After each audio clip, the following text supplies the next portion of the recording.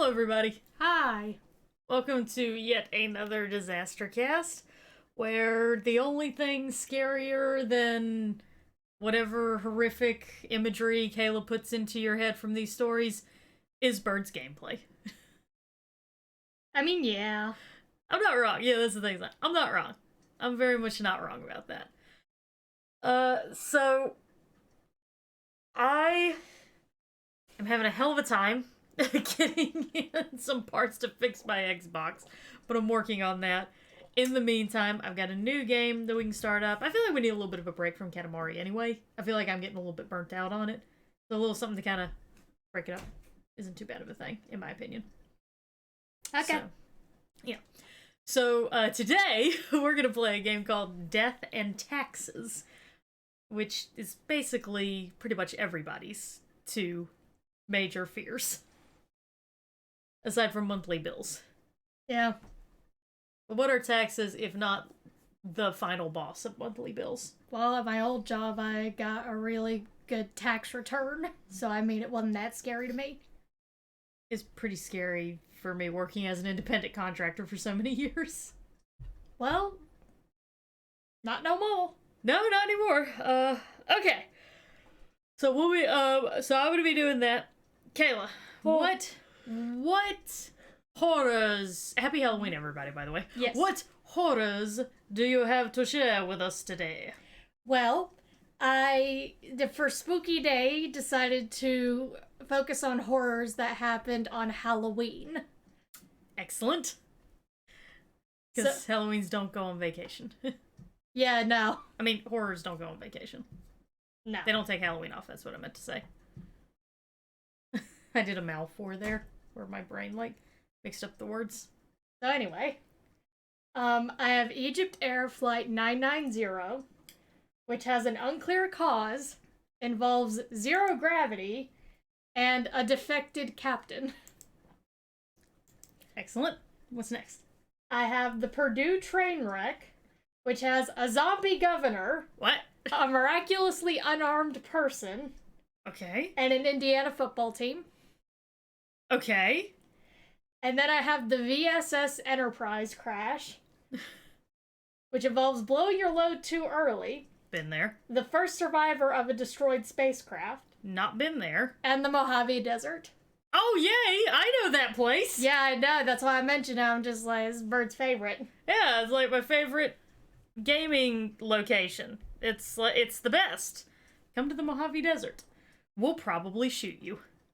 Disclaimer, Bird has not actually been to the Mojave Desert, and therefore he does not actually know what it's like there. I don't actually know if they shoot couriers who are carrying platinum chips. I only know my own experience. I think we flew over it in a plane once, and that's about the extent of it. I think we did, yes. It was very pretty from up high. Okay, so let me get our game pulled up and get the sound going. By the way, little fun thing for all of you. So this game, Death and Taxes, has a feature. It has a streaming feature. We are essentially going to be deciding who lives and who dies. And there's a streaming feature involved. The bot will, if I did it correctly, I hope I did it right. If I did it correctly, the bot will join the chat, and it will prompt you to vote on if a person should live or die. Hey! So, sometimes I'll defer to Kayla's judgment. Sometimes I'm going to make my own judgments. But every now and again, we'll divert to the chat and let them decide who lives and who dies. Let's get through this little opening bit first, because this one actually does have a story. We're actually tackling a game that has a little bit of a story for the first time in quite a while here at the. How dare you not give respect to the lore that is Katamari? I know, that deep, amazing lore. Scott Cawthon would never. FNAF could never. Oh, here's the. Oh, okay. What? Fate, the keeper of world order. And he's missing lemons! No! Meh. Well, he doesn't look very happy about it. You go out and get some lemons. I like the Beatles reference. That's nice. Gone to the market. Excuse me, sir. Don't you dare tap me on the back of the head. Oh, he was tapping his shoulder. He was, and then he reached up and tapped his head. Maybe he's lifting his hand, and that's where it stopped. Have you never seen a comic? Yeah, I saw the impact. Yeah, the little slap. I don't know, you're going too fucking fast for me. Sorry. Well, either way, he's pissed. He's not happy about it, so. Nyeh. Oh, he's very grumpy. There's a dead man in that market. He's a grumpy boy. Me. Go into my home, everyone leave me alone. I'm pissed off, and now I shall go into my home and perform a spell. Magic with a CK. Oh dear. Hey, look! He's made the Grim Reaper. And that's us. Ooh, what do we look like?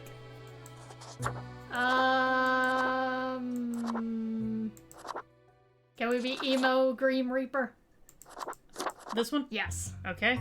Let's pick our outfit. Oh, I'm really digging that look, to be honest. We are. Oh god, we're My Chemical Romance! Exactly! Holy shit. Let me just see what else we got to choose from. Yes. Well, I was about to say, that's very Harley Quinn. Yes. Alright, so that one's winning right now. Yes, that one's. Oh god! Combine them all, why not? Collect them all. These are some fucking amazing suits. I want actually. these suits. I know, right? I want these suits. I'm thinking Harley Quinn, though. Yes. I'm thinking we give it the Harley Quinn vibe. It reminds me of later stage My Chemical Romance. Yeah. Yes. Begin the bureaucratic afterlife. Remember in Beetlejuice, whenever they say that people who commit suicide, they go on to become bureaucrats in the afterlife? Yep. That's how I'm feeling right now. It does look very suave, Cyber Sheep. You're not wrong. If I had known that, I wouldn't have had my little accident. Finally. The new spawn. Oh, this is fully has voiced. awoken. I'm really happy right now. Yeah, because you get to save your voice for the British bitch. Seriously. What a momentous day. I am honored to welcome you into our world. Spawn. Hang on. Spawn number 5, 7. I'm pretty sure there's probably going to be a Manny Calavera reference at some I have point in this never game. played Grim Fandango. I have had it saved on my PlayStation 4 for years, but I've never played it. What do you call a hotel breakfast that gives you diarrhea? Incontinental. Also known as every hotel breakfast. My very good friend in Rome is named Biggest Dickus, and he has a wife, you know. You know what she is called? Incontinentia. Incontinentia buttocks!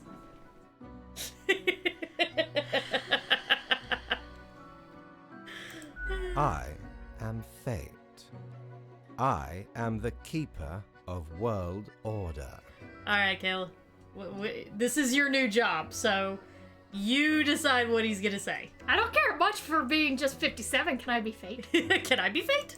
Another ironic one. Great. No, Bless you. you may call yourself Bless you. the Grim Reaper, as that is what you are. Stop that! Sorry. I took my allergy medicine, but sometimes it just doesn't take. You're turning into Grandma. I know. Welcome to your new job as an overseer of Cosmopolis City Subdivision 4, the Sun County Wine Region. Can I drink I on the know job? what you are Seriously. thinking, and yes, your assignment is choosing humans who have to die. Pretty all humans standard die. stuff. Okay, that actually wasn't what we were thinking. Kayla was specifically asking if we're allowed to drink on the job, so actually you don't know what we're thinking, and honestly I'm starting to question your abilities as Fate.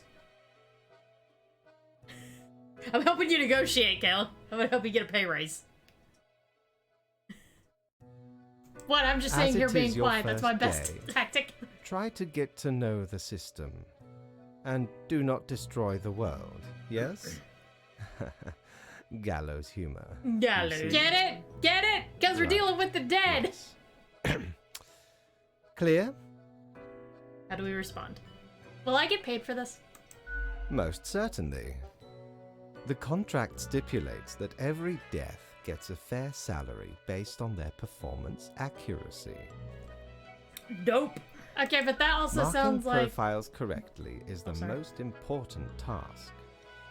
If you mark more or less than necessary, you will not get your fee at all. Are you getting smart flashbacks right now? I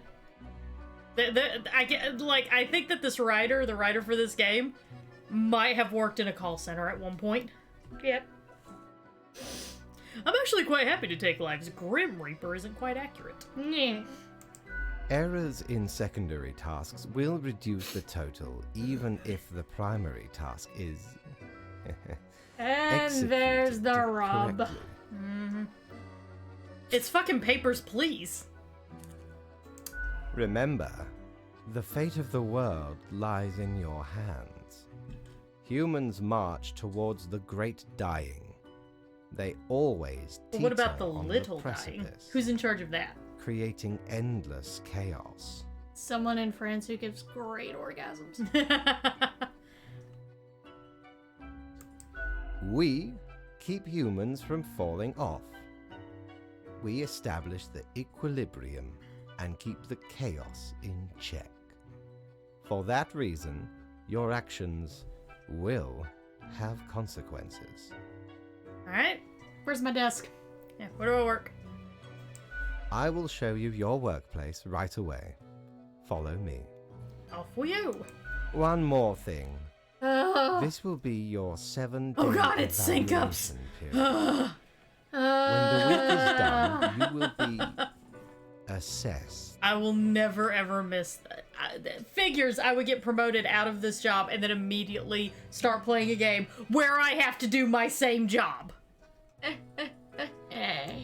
1 week to show us what you are made of, Reaper. 1 week since you looked at me, cocked your head to the side and said I'm angry. 5 days since you laughed at me, saying get back together, come back and see me. 3 days since the living room. I realized it's all my fault but couldn't tell you. Yesterday, you've forgiven me, but it'll still be 2 weeks till I say I'm sorry. Very special shout out to everyone in the chat who got that reference. I appreciate your viewership.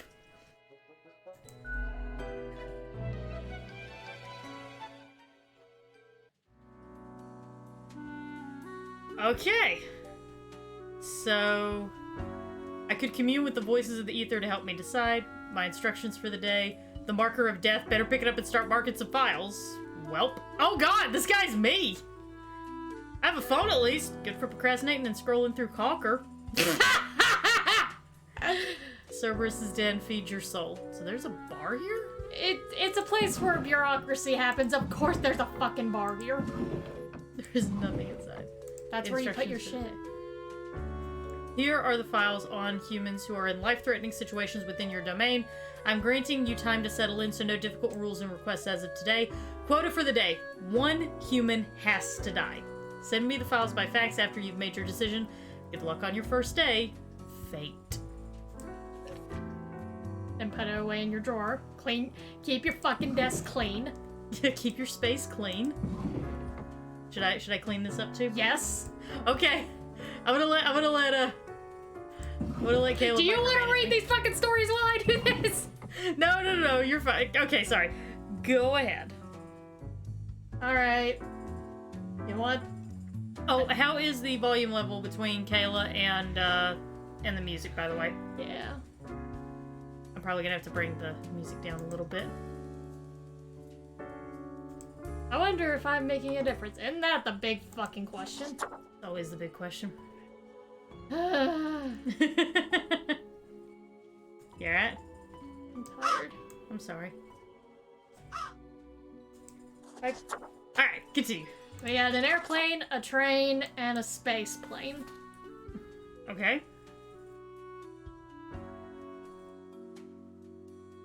Although I honestly do not know very much about the space plane because it's a lot of technical shit that I don't fully understand. Do you want to go ahead and get that one out of the way? Plane fell down in Mojave Desert. Okay. It was... Okay. So, VSS Enterprise crashed October 31st, 2014. So, not that long ago. Mm-hmm.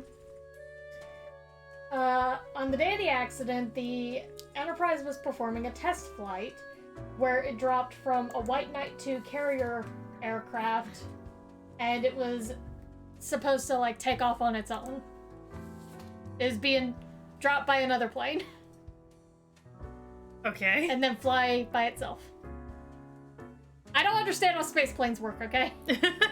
Kayla's trying her best, everybody. I'm trying. So, it was actually the airplane's 55th flight, and it was crewed by pilot Peter Siebold and co-pilot Michael Alsbury. And so the ship dropped from the White Knight 2, and it fired its new hybrid rocket engine. By the way, you can now vote on Chris's fate. ! Die for die! ! Spare for spare. Continue. Ah, Yeah, the pilot shouldn't have worn a red shirt for starters. yeah, I shouldn't have.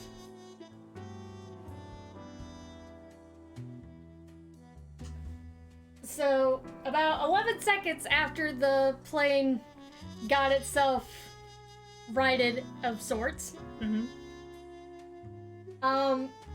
It violently broke apart. Just fell apart. Yeah.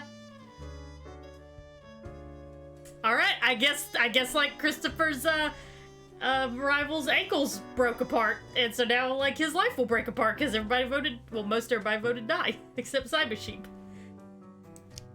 Okay. Well, this choice is final. Okay. Rest in peace, Chris. It's fine. Alright, so how do I just like... Deus Vex Machina. Oh, okay, so we gotta mark everything before we can do that. Okay. Okay,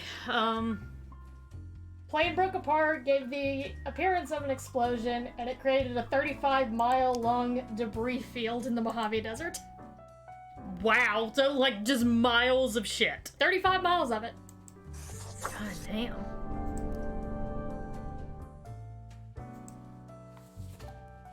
So, witnesses reported seeing a parachute before the plane hit the dirt.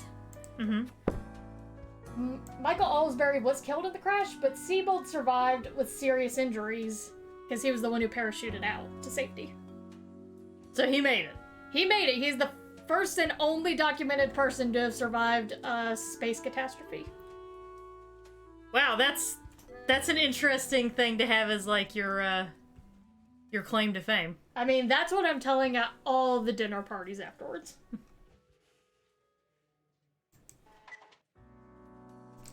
So, originally they thought the new rocket engine was at fault because they were basically testing a new engine on it. And they were able to say, actually, no, that's not the case because they found the engine and the propellant tanks completely intact. Mm-hmm. Excuse me. That's fine. So there wasn't an explosion or anything. And it turns out that the What feathering ho, system... customer! Welcome to Quartermaster Mortimer's Plunder Emporium. Oh, this is a thing. As ye may guess, I am Mortimer. The Mortimer. The one you may have heard of. The one from Game Grumps? Nay, I was about to say, infamous. Quartermaster. I love her stuff. She makes fucking quality material. The Mortimer? An honor to meet such a legend. Aye, 'tis me. There you go. Terror of the waves.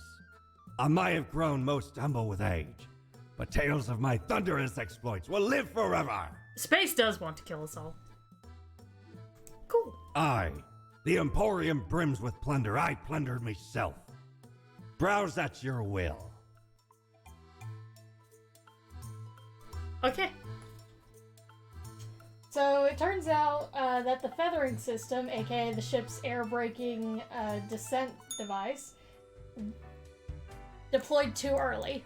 Mm-hmm. So that's how they blew their load too early. And it ended up, killing another man. Great. Yeah. Can I? I can't go into the den. That makes me sad. Haha, you don't get to drink. I guess not. Maybe you should finish your job before you do that. I thought I finished things though. That's what you get for assuming. Yeah, I guess I can only go to the offices that are lit up. The new death spawn. Welcome. How was your first day? I mean, I was cool with it mainly because, like, I'm one of those people, I can handle bureaucracy and shit like that. Just it's as long as actually you don't make me fucking talk to the customer. Yeah. I will sit there, do paperwork, and file shit all goddamn day long. Mm-hmm. If I don't have to talk to customers, and I can have some earbuds in to help me expedite my work. Because I will work faster if I can listen to something. Like, you're like, people, like, complain about data entry jobs, even though, like, data entry is basically something we've caused to become a very necessary part of our lives. Bruh, I would Because of kill because of for technology. that job. Yeah, like, Kayla is one of those people who is built for data entry. Just tell me, hey, enter all these things into our database. Let me have my charged up headphones in. I will get that shit done. Mm-hmm. Kayla's built for that shit. I'm slightly more social. I'm built for teaching. Really. Let's be real for a moment. Yeah. But I'm just like, fuck that. Yeah. Great. We are counting on your dedication. You do important work, after all. Very Remember, lives are on the line. I'm killing them as fast as I can, boss. I see exactly one person perished today, as tasked. Did you figure out the best choice? Did we figure out the best choice? I don't know, I wasn't paying attention. One of them was a software developer. Well, basically worked in IT. And then the other one was a dancer who, like, would take out his rivals by, like, getting their ankles and tendons snapped. And Oh, shit fuck like that guy! Yeah. So I guess I did? Yeah. To be honest, I gave a simple one to begin with. There was no best choice. Oh, fuck you! Sometimes none of the options are good. Not for everyone. Such is the unfortunate, indisputable, incontrovertible, ironclad law of cosmos. Questions? Yeah. Not really, everyone dies. Yeah, everybody dies. It's kind of a thing. Keep your eye on the letter for future guidelines, and keep up the good work. A new day awaits. Off you go now. So, this disaster was the first fatality on a spacecraft in flight since the Space Shuttle Columbia disaster. Yay. See if you can go to the bar now. Okay. Bullshit. Massive bullshit.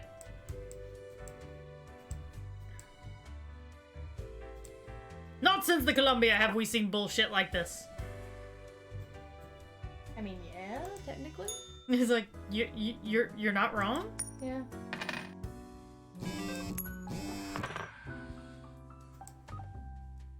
So, Okay, keep going. what had happened with Seabolt, who survived, was that the plane was literally falling apart around him, and he was still strapped into his seat. So what he did, while I assume a wing was falling off next to him, he released the straps of the seat, and his parachute was able to deploy automatically once it registered that he was... his ass was not connected to the seat. And the seat wasn't connected to the ship, apparently. It took a lot longer for it to register the seat was not on the ship. Fair enough.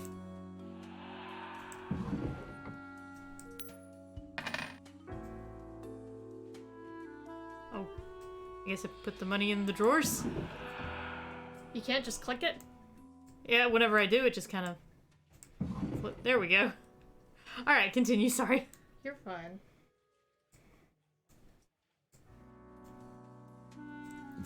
So, the National Transportation Safety Board, NTSB, our old friends, they automatically were investigating, being like, what the fuck happened?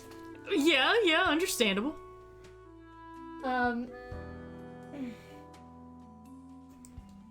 Yeah, so they began their investigation the very same day because it was 2014 and they were able to get there a lot faster, I assume. They released a press release July 28th, 2015, almost a year after the accident. We still have no idea what the fuck caused this, but we're gonna pretend that we do. Kind of. They cited inadequate design safety guards, poor pilot training, lack of rigorous federal oversight, and a potentially anxious co-pilot without recent flight experience as important factors. I'm sure the pilots were very thrilled about that. Well, one was dead. He was the anxious co-pilot who was blamed for part of it. True. I mean, why not blame the dead man? He can't stand up for himself. Alright, so we've got to kill at least one person of an engineering or mechanical background. So it doesn't really matter what happens to Ao. Ao! So... Chat. So chat, I shall leave Io's fate in your hands. He's been herding pigs for 40 years, continuing the long line of pig farmers in the family.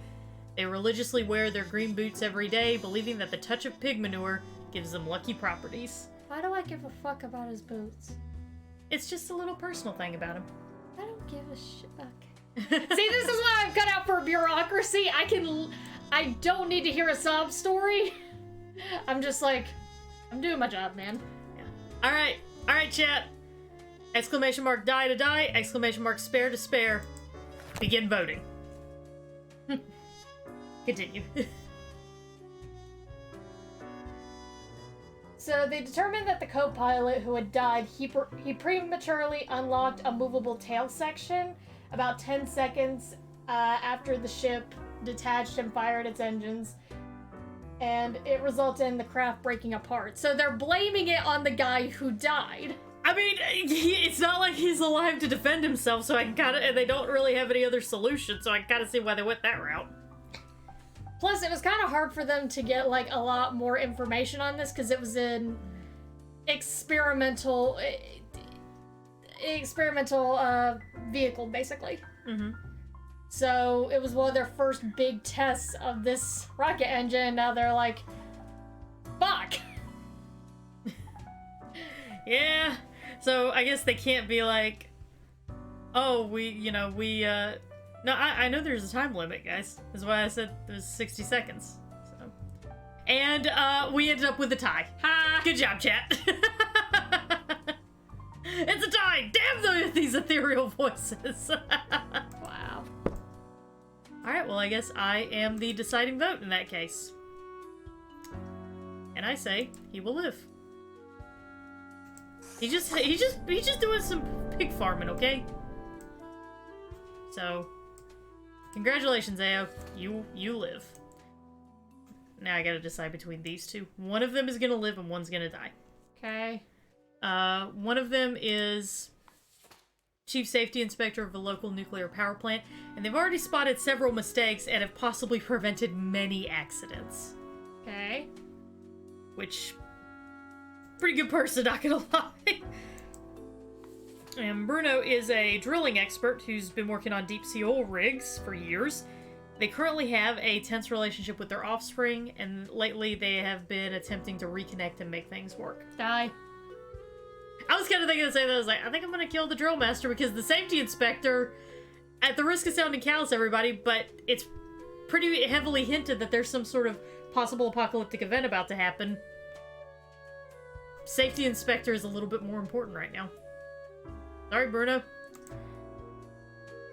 I guess, maybe you should have tried to be decent to your kid while they were still a kid. I feel like you just had a moment there. Maybe. Alright. You may continue now. So, the board also found that the scaled composites unit of... God, my nose. which designed and flew the prototype space tourism vehicle, did not properly prepare for potential human slip-ups by providing a fail-safe system. I might have just fucked up, by the way. Oh, letters were sent to... Oh, dear. I guess he's not going to be joining that mission. Or maybe he'll be the guy who died in the trip back. Well, tough break, Bruno. Yeah, whatever. Tough break, buddy. Humans are a dime a dozen.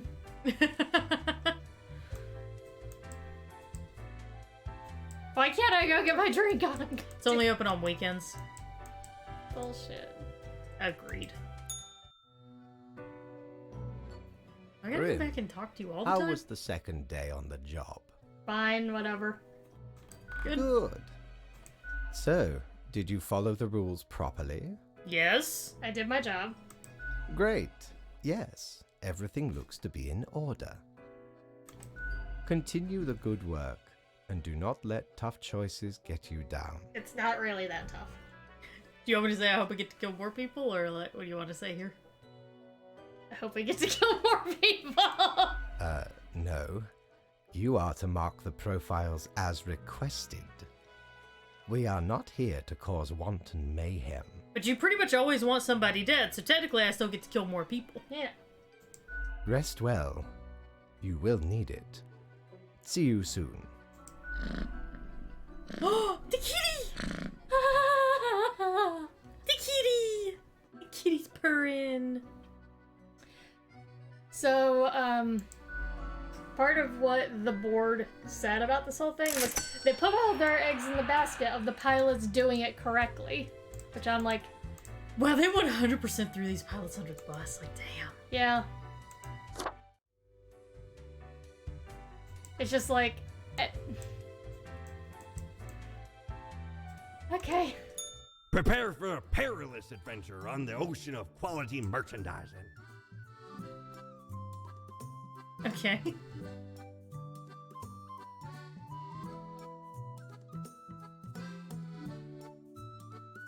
Alright. So the report details of the final moments of the flight reveal the feathering system was unlocked as the ship accelerated under rocket power. 9 seconds after release from the White Knight II carrier aircraft, and 14 seconds before the vehicle would have been at Mach 1.4, the minimum speed at which the tail was designed to be unlocked. So they unlocked it too early. So yeah, investigators said the developer of the spacecraft failed to include systems to protect against human error. Believing the highly trained test pilots were simply incapable of making a wrong move. Okay. Well, wrong move was clearly made. Yeah? That is like, I'm telling you, the second you start saying shit like, it is impossible to make a wrong move, or not even God could sink this ship, you're just asking for it at that point. It's like, okay. Like, Yeah. fate literally stops everything that they're doing to go, yep. Yeah. Alright, we gotta kill 2 people today. So they basically came to the conclusion...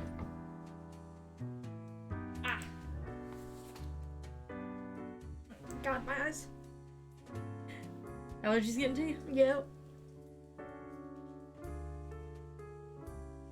Are you okay? Oh, I dropped a contact. Are you okay to keep going, or? I should be okay to keep going and everything. Okay.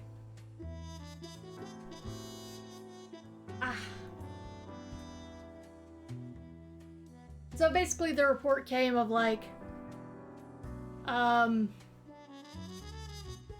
at fault. Sorry about your $1 billion plane. Yeah. So that's the extent of the Enterprise crash. Mm-hmm. because again, I don't know much about planes, or not. I know a little bit about planes, space planes specifically. It kind of sounds like they were just happy to just say, "Oh, the guy who died, yeah, he did it." Yeah. All right, so we have EgyptAir Flight 990 or the Purdue train wreck. Let's do the Purdue wreck, I guess, with the zombie. I'm curious about that. Well, see, what had happened was, so 2 special trains operated under the Cleveland, Cincinnati, Chicago, and St. Louis Railway, aka the Big Four Railroad. They were carrying the Purdue football team and over 1,500 passengers from Lafayette to Indianapolis for, a football game. At approximately 10 a.m., 16 passengers in the first coach of the lead special were killed when it collided with a coal train after rounding a curve at the Mill Street Powerhouse. So they were going around a curve where they couldn't see anything ahead of them, basically. Okay. And the team captain was future Indiana Governor Henry G. Leslie, who was initially thought to have died in the accident, but he was actually revived. Oh, that's what you meant by zombie. Yeah. He died, and then he get up. All right, y'all vote. 1 minute. Go for it.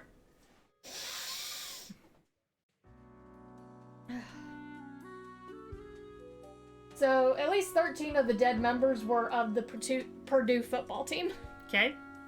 which was just great. A 14th player died of his injuries November 30th, so about a month later, after being in the hospital. And during the collision, one member of the team miraculously landed on his feet and was unharmed after being thrown out a window. What? He was thrown out a window, landed on his feet, and he was fine. Wow. That was just like the luckiest dude ever. Holy shit. Yeah. Talk about your tuck and roll, like, damn. Anyway, at least 40 other passengers were injured, including 22 varsity scrub team members. Yeah. Yeah. Yeah, dude must have screamed, "Not today, Satan!" Probably. I mean, it was 1903.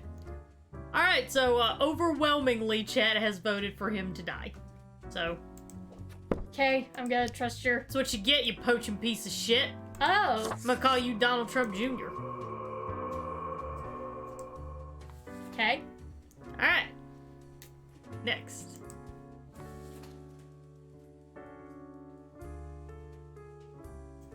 Alright.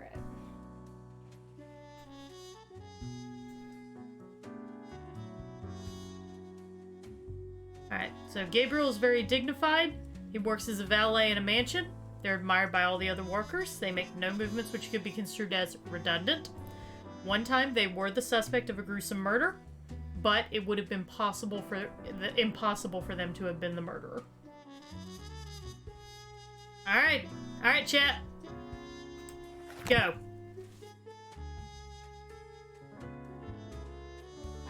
So... sorry. So the train was carrying 950 passengers, which included 600 students. And it was piloted by engineer William H. Shoemaker and conductor Frank M. Johnson. Okay. The other train was carrying 550 passengers. And the coal train... God damn it. Remember, you gotta wait until I open the book before you cast your vote. Some of y'all are getting your votes in before I open up the book. Don't blow your load too early. We talked about this.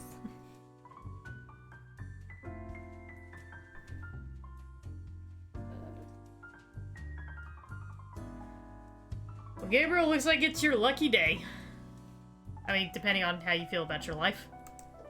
I mean, yeah. He's a valet. He's already being punished. I don't know. It worked out well in Shang-Chi. Yeah, it worked out pretty great for him. Okay. Give us our next bit of information, please. So after, the initial impact... Where the dude just backflipped his way out the fucking window, I guess. What happened was, the collision drove engine number 350, which was the part of the coal train. It led that and the lead car of the coal train underneath the second coal car. So it pushed them back so far, they ended up underneath the other carts. Mm-hmm.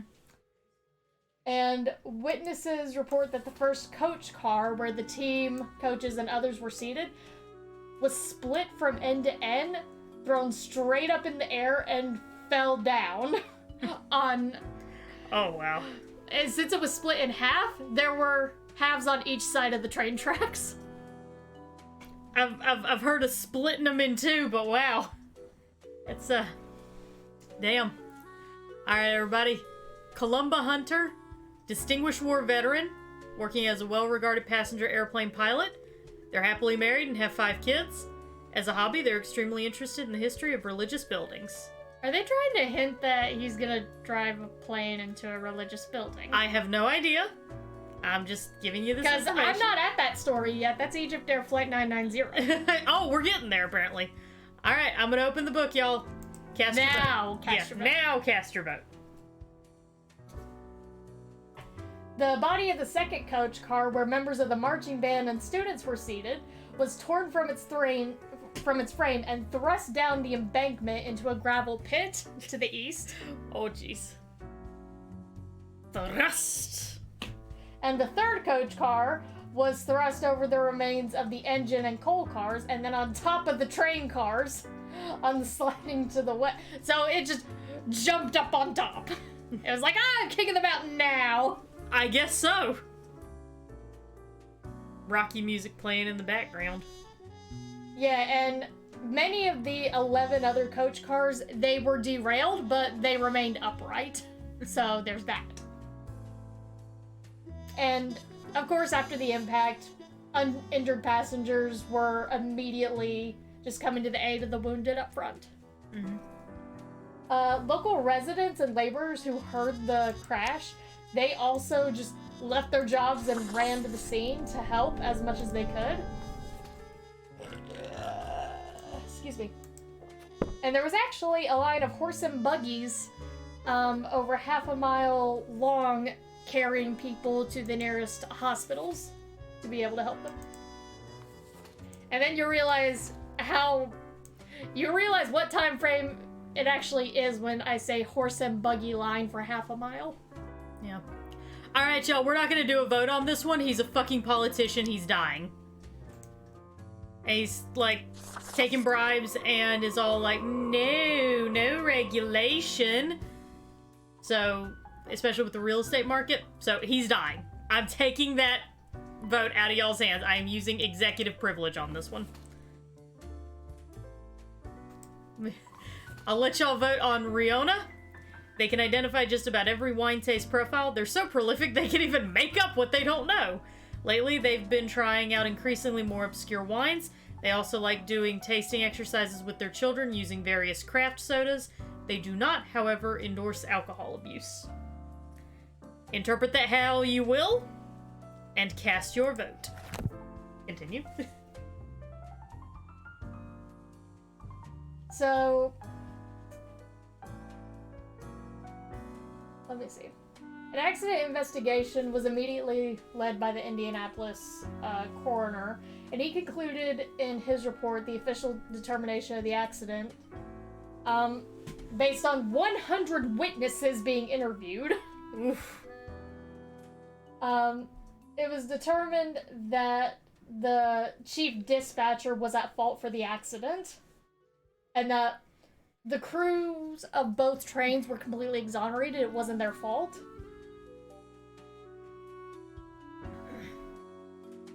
So, let's talk about special trains. A special train is a train section that's not scheduled, so other railroad employees didn't really know about it. Mm-hmm. It was just something that was put on there. Mm-hmm. The special is considered part of the previous regularly scheduled train to have preceded it down the same track. So it's found the same track as the regular scheduling. It's just not added to the schedule. Okay. It's a surprise. Oh, goody. Don't you just love surprises in trains? Well, Riona, by the hair on your chinny chin chin by 1 vote. Riona gets to live. I mean, yeah. And the thing with the train company is that the special trains had the right-of-way over almost all the other trains. Mm-hmm. So the track was to remain clear during the time the special was supposed to pass. Right. Keyword, supposed to. Yeah, supposed to. That was the plan. But as they say, man makes plans and God laughs.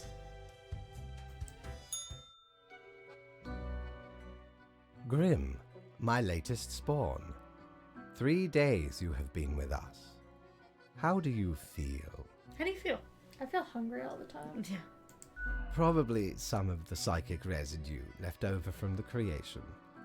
Making a death is not simplistic alchemy. And what's the point? Yeah, what is the point? Now, let me take a look at the files you sent in today. Right. Everything looks to be in order. You have followed the rules and marked the correct amount of profiles. Yay! There really is not much else to say. You may leave. See you Oh, for tomorrow. a second I misread that and thought he said, you may live, which I was gonna be like, What? Freudian slip? But also, I'm technically not alive? So, Big Four Chief Dispatcher, H.C. Burt Byers, he had 2 different ways he could communicate to other people, hey, there are some special trains coming. Mm-hmm. He could have either sent signals to the regularly scheduled trains that would let the other employees going by know, hey, this is gonna be a bit late because we got some of the trains coming. And he also could have communicated to any yard or station master along the route that 2 specials would be associated with the scheduled train leaving Lafayette. And he could have given them their times of arrival. Mm-hmm. And the yard and station masters would have ordered the tracks to remain clear of trains at the time the specials were supposed to come by. So he could have let anybody know this was happening. Like, hey, by the way, This there's some train extras coming along, so just be prepped for that. Yeah. But he didn't. So, the result of our choices yesterday, everybody. All survived in a plane crash due to skillful efforts of pilot. So we saved the pilot, and the pilot therefore saved everybody. Must have not been a Boeing. Yeah. Local politician dead after being struck by a car. Police have not yet ruled out a deliberate hit. Next, human trafficking ring shut down. Savant sommelier recognizes anomaly in wine caused by a victim's tears in the soil. Jesus Christ! That wine taster, everybody, caused a human trafficking ring to be shut down. Okay. Look at that, everybody! And then finally, Crime Watch. Officers find dozens of half-gnawed human bones in a cellar near Midway Park. That's the other guy that we killed. Okay. The only time a sommelier was useful. I mean, yeah. Good job, everybody. That's how you earn your paycheck. Mm-hmm.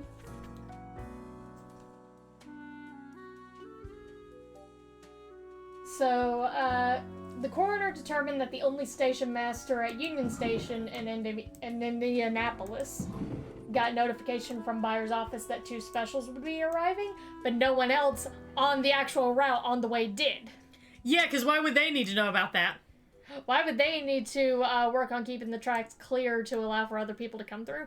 Mm-hmm. It's perfectly fine. Perfectly fine. Yeah, so 24 of the 100 witnesses, 24 were actually there and saw everything immediately as it was happening. Mm-hmm. They reported that the special train was traveling at least 25 miles an hour through the yard. And some were watching for the specials to pass because they heard the team from Purdue would be traveling to Indianapolis. So there were some people who were just gonna go see the train carrying the football team to wave at them. Wow. and let's go wave to the football team. Oh my god. Yep.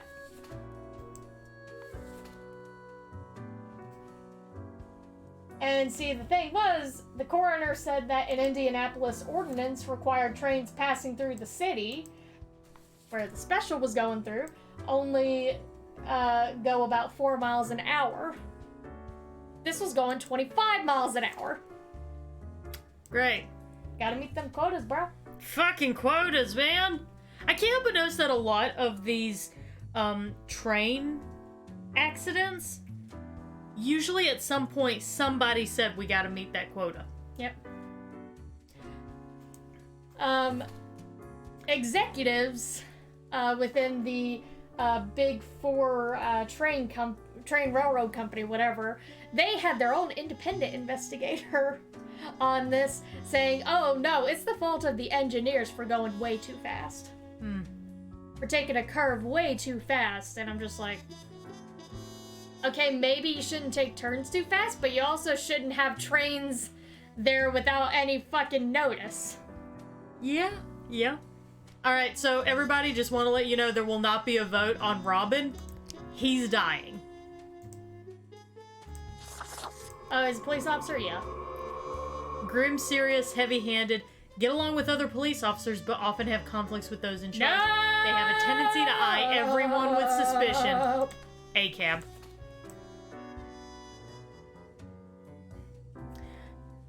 Everybody else will get to decide on the rest of our people. Actually, I'm going to make an adjustment. I'm going to change the vote timer to 2 minutes instead of just 1 minute. Okay. I feel like y'all need a little bit more time to think things through. So. Alright, so, Wilton is a logistics coordinator, very proficient. Their nickname at work is Smooth Operator, and they also apply these skills to managing 2 separate secret families. Jesus! Alright, chat. Live or die. Make your choice. Okay, Jigsaw. Oh, y'all can go with gut if you want to. I'm just giving y'all a little bit of extra time, because of the stream delay and stuff. When do we do taxes?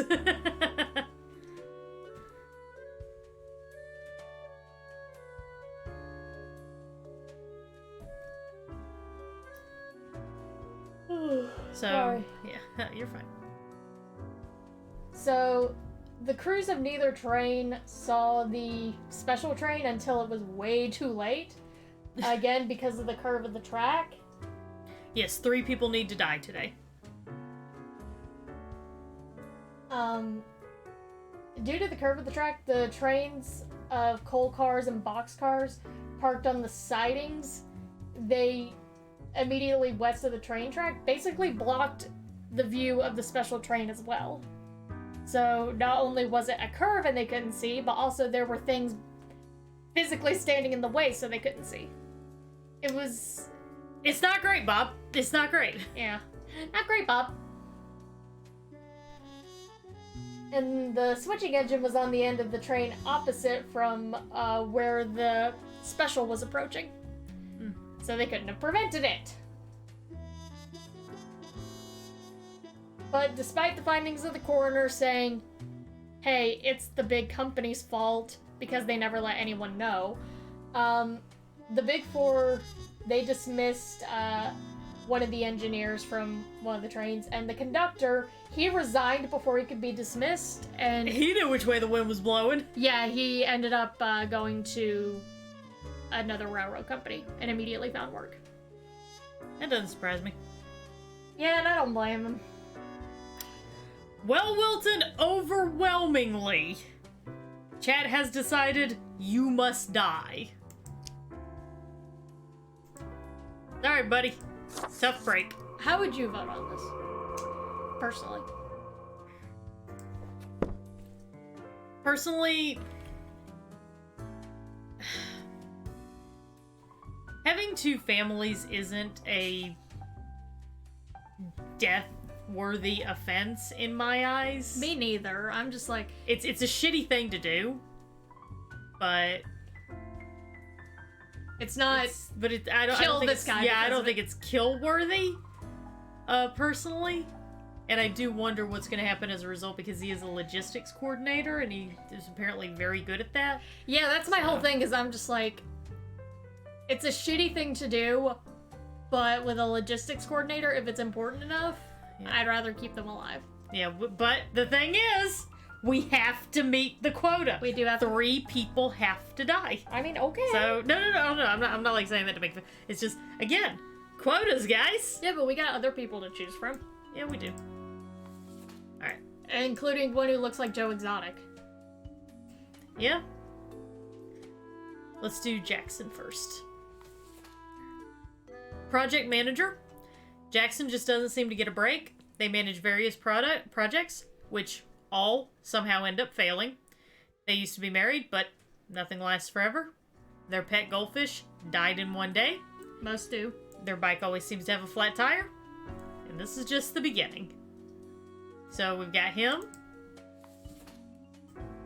And we need to kill one more person, by the way. At least one more person. Glory. While still in their early 20s, Glory harbored some edgy and extreme views on society and the world in general, up until the point that they grew up and calmed down, readjusting their innate interest on societal issues to gain greater knowledge of history and the myriad structures that affect our lives. So, a learned person. Learned. Mm-hmm. And finally, Benetton Cyrano, a comics artist and a podcaster. An artist and writer of graphic novels, is often full of sighs and irreligion. They host, together with a pal, a religion-themed broadcast without being a jerk toward the beliefs of others. It's a pleasant listen that brings bi-weekly amusement. In their free time, they are dedicated to crafting intricate poems in many languages. Okay. So we got 3 people, none of whom are particularly awful or anything like that. But we gotta kill at least one of them. Okay. Let's start with our...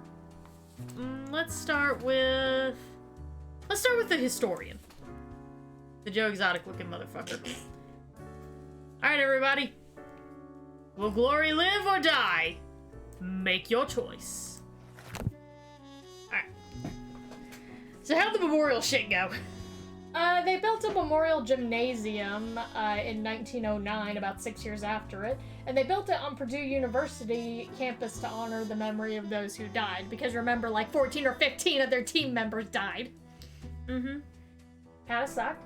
And the stairway leading to the east entrance has 1 step for the 17 who died. Hey, yeah, get your cardio in. 17 steps isn't that many steps. For me, it is. Fair enough. And to mark the centennial of the wreck in 2003, a tunnel in Purdue's Ross-Ade Stadium was dedicated to the victims. The Purdue football team passes through the tunnel 4 times at each home football game. Before the start of the game, at the end of the first half, returning to the field after halftime, and at the end of the game. And I'm just like, that's how normal football teams do it. Yeah, like, okay, like normal? Yeah. But they felt the need to list that, and I'm just like, bitch, you ain't special. Yeah, just like, okay, I mean, that's what you do, but alright, go off, queen. And that's about it for the Purdue wreck. Did we learn anything from that? Apparently you can just ninja backflip your way out of a window during a train crash and survive. I'm just like, did he see it coming and jump out, or did the impact just happen to noom him through the window? I don't know. All I know is that we need to Izzy, do you think you might be down, since you make great art that I really love? I love your art style. Do you think you might be down to commission a picture of me pointing out guns don't kill people, train quotas kill people? Because that is the big thing I'm learning from a lot of our train related stories is guns don't kill people, quotas kill people. I mean, yeah. So, Izzy, if you're down, I might be commissioning that from you. What's the deadline? Don't matter. Yeah, it doesn't really matter all that much. I'm not really deadline adjacent, so just whenever you have time and get the inspiration. Yeah, if just, whenever you feel the inspiration. Can we do, if you don't mind, I'd like to do one of me in the penguin costume saying, guns don't kill people, quotas kill people. And another one of me outside of the penguin costume saying it, because I want to look at both and see which one I like more. Yeah. I know the penguin costume's kind of a thing, but Alright, so, Glory, overwhelmingly, you've been voted to live because you have learned from your past, and also having a better idea of the myriad structures that affect our lives actually can make you very useful in society, because that's how you combat things like systemic racism. So, congratulations, Glory! Go on to, do glorious things. Yeah, Mume! Oh yeah, Mume!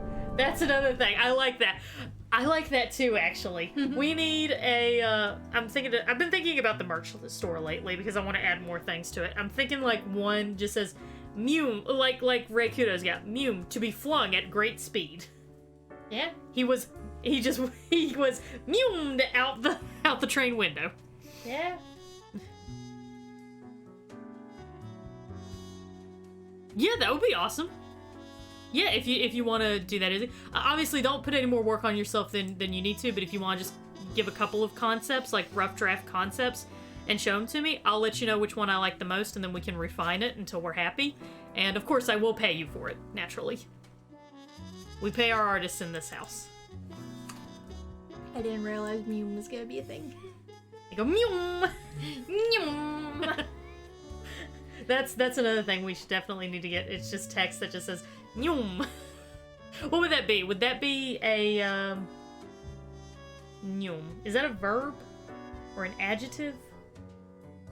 You're the English major. I would see it more as a verb based on how I use it, because it's not he was flung or he was thrown from. He was Nyum. Yeah, that's true. So it could be a verb. Do you think it would also count as a colloquialism? Yes, because... Like that would be the category of it? Yes. So like verb, semicolon, colloquialism. Yes. To be flung at great speed. Yes. I like this. Nyum. We're gonna make a dictionary definition of nyum. I love how Rikudo spelled it. Nyum. I'm gonna make a note of that we're gonna... Mew merch. Yeah, dictionary definition of nyum. And for the pronunciation, you gotta like draw out the end. Yeah, you gotta draw the nyum. That's the important thing. Yeah. All right, let's move on to our next one. Benetton Cyrano.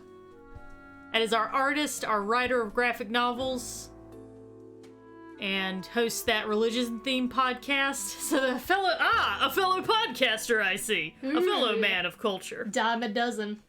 Yeah, a religion-themed podcast, but they're not a jerk towards the beliefs of others, and dedicated to crafting intricate poems in many languages. So basically what we've got here is we've got like this overachieving person, and then just this poor loser, more or less. Yeah. So, y'all, this is gonna come down to the pity vote, really, because we still need to kill one more person. So do we give the pity vote to the guy who's just not really accomplishing much of anything? Or do we allow the person who is being successful and contributing to live? That's the question. Are we gonna mercy kill this is what we're saying, guys. So this is actually hard. Like, before we start voting, if you had to make a choice between these two... Jackson. Oh, okay. Kayla's just like, nah. Again, this is why I'd be perfect for bureaucracy. All right, we'll vote on Jackson first, everybody. If Jackson dies, then we'll do a vote on Benetton, because, you know, we can kill more than the quota if we need to. Yep. But if he lives, Benetton will die. All right, 2 minutes, guys. Let's go. So, EgyptAir Flight 990. So it was not a Boeing 747, it was a Boeing 767. Oh, wow. Slightly different. Yeah. And it was actually named Moses III after the pharaoh. Moses III? Yeah. Isn't he the one... Was he the one before Hatshepsut or after Hatshepsut? After. That motherfucker! Well, then this plane deserved to go down. Moses III was a piece of shit, everybody. I want to make that very clear. Okay. I ain't got no patience for I will... You know what? I'm gonna give my thoughts on Thutmose III right fucking now.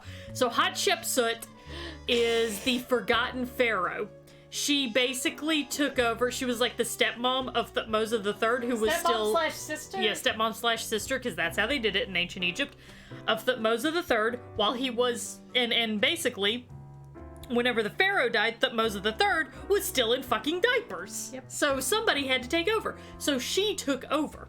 Hatshepsut is her name. She took over and basically, like, really did amazing things with Egypt. Like, she strengthened their trade agreements. She increased the range of their power. She increased Egypt's wealth. And she did a lot to actually ensure that Thutmose III was properly trained and ready to take over Egypt whenever she died. Basically. And she did die of what we now know to be cancer due to her makeup, basically. She did die due to the carcinogenic ingredients in the skin cream that she used. So that was how she died. And here's the thing about Egyptian mythology and Egyptian religious beliefs. Or ancient Egyptian. Here's the thing about the religion at the time. You needed to be remembered in order to basically go to the afterlife. Otherwise, the afterlife is closed to you. This little cunt bag destroyed all of her statues, erased any notion of her in their historical records. We have only just recently found out that she existed. And by remembering her name, Hatshepsut, according to their laws, she will now have, she will now be able to enjoy the afterlife. So, yeah, fuck Thutmose. Okay, Kayla has just taken the mouse and. I mean, you were going on a little diatribe. I was just gonna let you have it. Yeah, I was going on a thing. You done? Yeah, I'm done. Kayla's be like, man, can we kill some people already? Speaking of killing people, so the flight was scheduled to be 10 hours long. So, on top of the regular captain and co-pilot, they had to have a relief captain and co-pilot. That sounds about right for a 10-hour long flight. Yeah, I mean, you can't just have two people doing the entire job the whole What time. ho! True. How can me humble and not at all adventurous self assist you today? Oh, 'tis wondrous marvel. Once upon me and me crew sailed the southern seas and came across an accursed lighthouse. Okay. Plundered the lot of it, even the mirrors. Built the frame from beautiful driftwood washed ashore from the ship we rammed into. Covered it in all gold, too, course. Of course. Aye, a proper Naturally. beauty. Kill the religious podcast dude. Give the podcast more to talk about, like the afterlife. Yeah, exactly.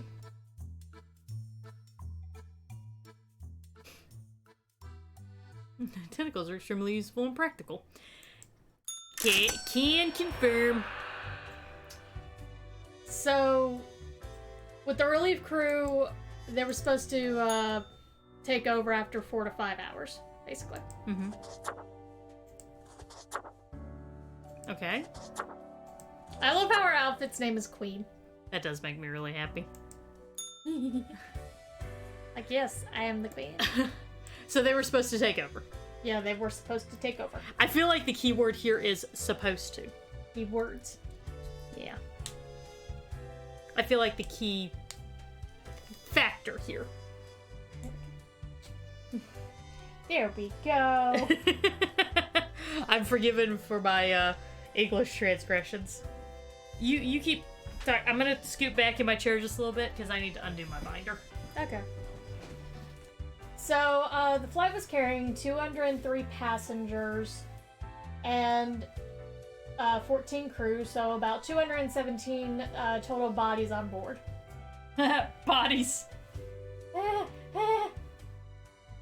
That's some gallows humor right there, folks. Jokes. Okay. You okay? Yep. Every time I unbind, I just take a few deep breaths. Okay, whatever.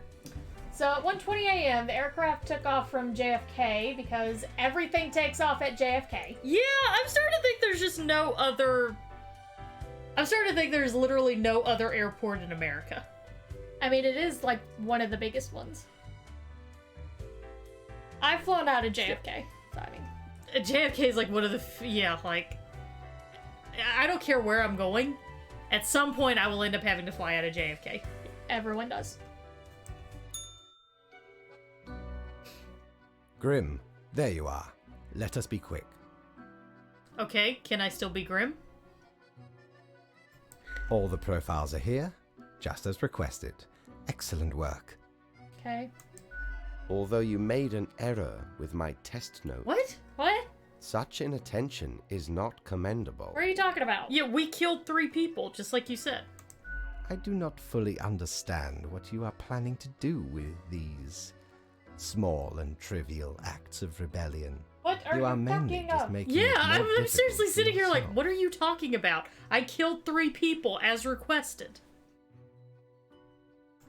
Don't be mad at me, I did everything! Don't be mad at me, kitty. Anyway, I am quite busy tonight, so you can go. Until tomorrow, Grim. I'm very oh, the unlucky one was the better pick. Oh. Told you. Oh. There was nothing on the back of the note. They're just like, is this bar open yet? Nope. Nope.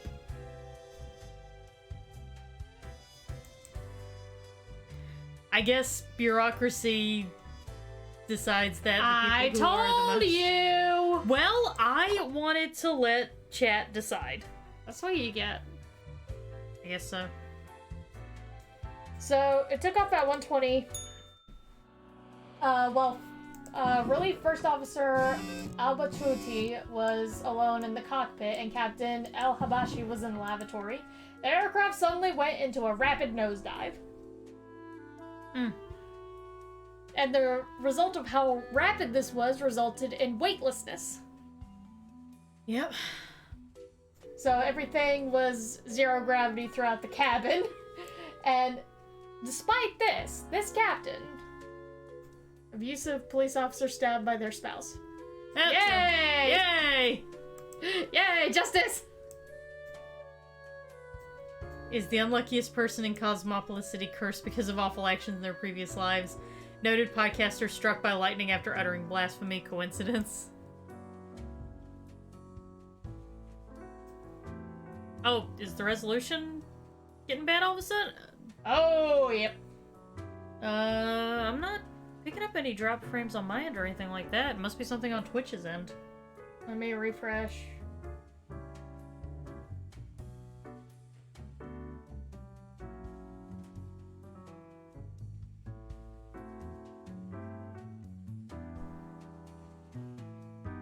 Yep,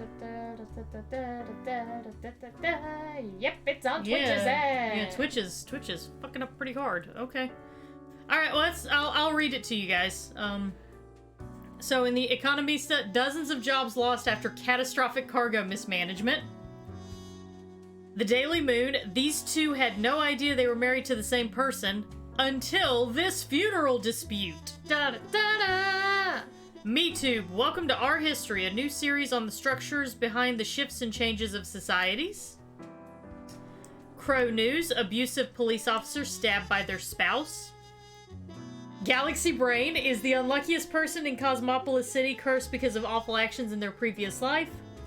And Crow News, noted podcaster struck by lightning after uttering blasphemy. Coincidence?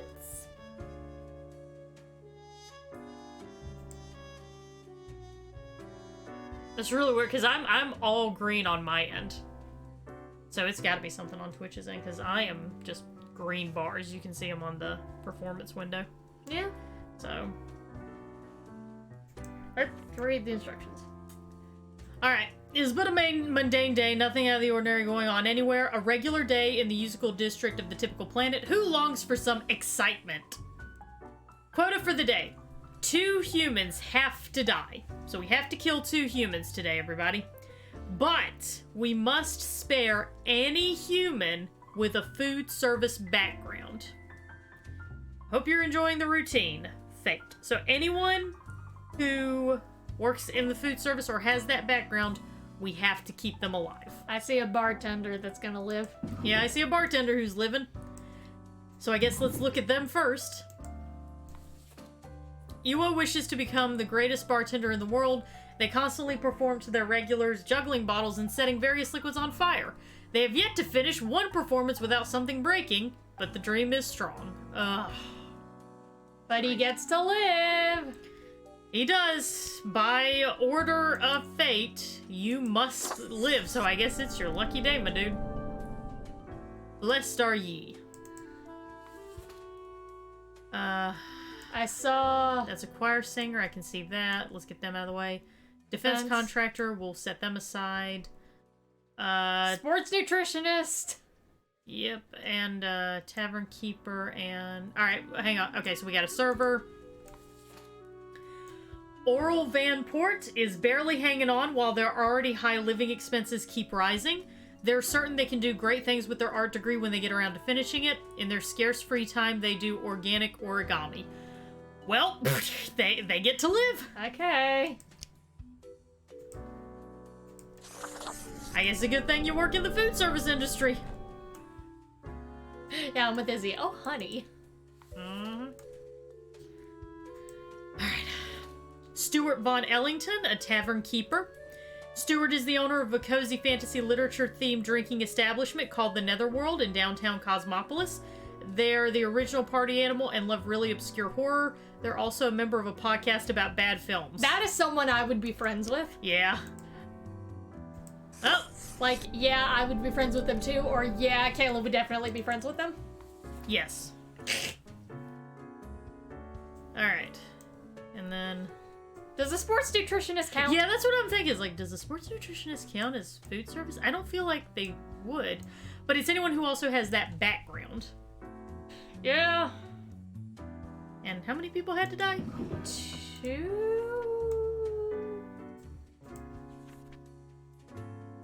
Alright, 2 of them have to die. Alright, so out of these 3, 2 people gotta die. We'll start with Chippo. Chippo. Chippo Iwo Solarin. For years, Chippo has been interested in what effects different diets have on people. Lately, they've been working with the best of national athletes, helping to improve their competitive performance. So that's Chippo. Then we've got Levi. Levi sells weapons to anyone in need of them. Their biggest customer, of course, is the military.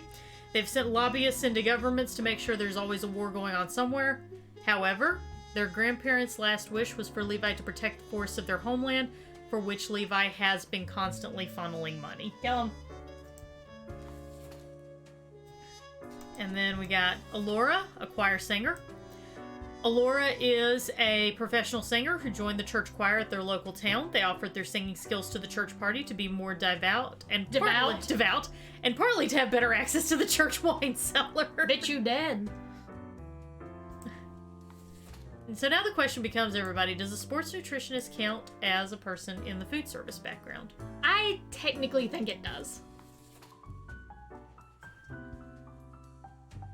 It does. I think you might be right, too. Yeah. I think to play it safe, we're gonna need to let him live and then kill the other two. Yeah. I think that's just gonna be the best way to do it. Yeah. So. Alright. Okay, so Flight does hard nosedive to cause weightlessness. The captain was able to fight the lack of gravity and get back into the cockpit, and the speed of the 767 was now approaching the sound barrier. Great. This bitch going fast. I do feel kind of bad about this. She's only 21, but the only reason why I'm making this decision is because I want to play it safe. I don't know if a sports nutritionist counts as a food background. So... It's nothing personal, honey. It's just my job. Yeah, it really is. It's nothing personal. This is just... Yeah.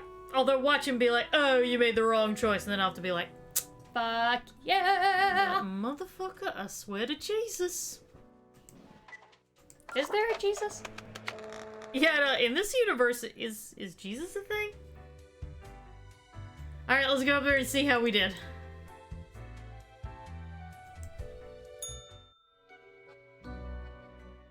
What a day, Grim. What a day. Let us go over your conduct first. What did I do now? Good. I see the correct Okay, amount of okay. I was like, motherfucker. Today God. seems to be in order. Anyway, Grim, 5 days you have been with us. How does it feel to make the difficult choices? They were supposed to be difficult. So, just a job like any other? Mm-hmm. Is it, though? I can almost imagine what a normal, basic, dreadful, everyday job would feel like. It's basically this. But think of the humans. Do you think our office is the appropriate way to deal with them? I don't fucking know, man. I'm just a drone. Like, you literally just birthed me 5 days ago. I am 5 days old, dude. I'm not sure. The question is too difficult. After all, Yeah, see? you have not even lived a week. You have not seen what the tradition has wrought. I didn't ask to be born, Dad. This control over all the lives, unbeknownst to the humans. Do you not consider it unethical to make the choices you make? Not really. Can't worry too much if this is what has to be done. Yeah, because that's my whole thing, is like, people have to die. Mm-hmm. It's literally just the luck of the draw. It's not fair. It just happens. It's like, and also, you're the one who hands out the rules. Yeah. Feels very weird for you to be getting on me about this. Yeah. It gladdens me to hear you do not bother yourself with unnecessary concerns. He wants to make sure that we're being nice and obedient. Yep. The office is perennial and venerated. Eons we have spent designing the appropriate methods and strategies. We know what we are doing. Are you trying to convince me or yourself? Yeah. Oh, I do apologize for taking up so much of your time. Before you go, are there any questions you would like to ask me? Let me pet the cat. Can I please pet your pussy? Do you have any questions for him? Why haven't I seen any underage profiles? Yeah. Ah, the children. They are a special case, for a different set of departments to deal with. You will not find This is any how we get yourself. around the censorship. Okay, fine. Don't want to know if there's many offices or anything? No, not really. Okay. Not my business. Okay. Yeah, are there any Anything casual else? Fridays?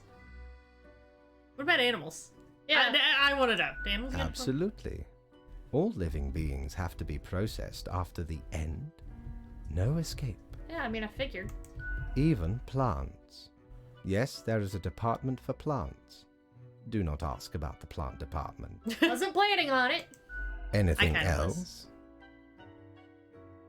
What about the unliving? I don't care. I don't know, but like now I'm just kind of curious. Why do all the profiles refer to people as they? An astute observation. You see, Grim, Oh, this should be good. our office does not operate on information about biological backgrounds or genetic composition. So no gender information? Minimal. Everyone you assess is simply human, after all, excluding any monumental error in normal procedure. The bottom line is that the humans end up on your desk and that you must follow the rules. Yeah, I mean, Anything makes else? sense. Not really. Not really. Oh, I'm good. Right. It has been enlightening. We're I not bid you very a good curious. night. Maybe we are cut See you out for. That's why Maybe we are I cut out say for I'm bureaucracy. built. We're not particularly curious. If you can give me a good paying bureaucratic job, I'm not gonna ask too many questions. I'm just gonna. The most I'm gonna ask is, when is my lunch? When is my break? Knock, knock. The fuck?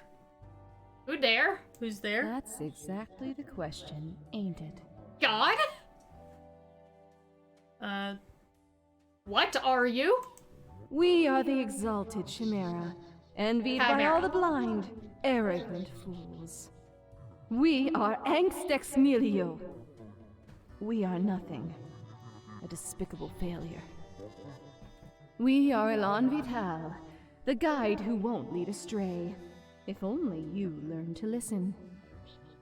We are deaf. How does it feel? I thought I was deaf. Feels fine? Not a cloud in the sky. Have you forgotten what happened? I don't really Be care. seeing you, Reaver. It's a grim world out there. Okay, bye. Just give me a bureaucratic job and let me just do whatever, dude. I'm not gonna ask too much. Just give They me don't open up this fucking bar.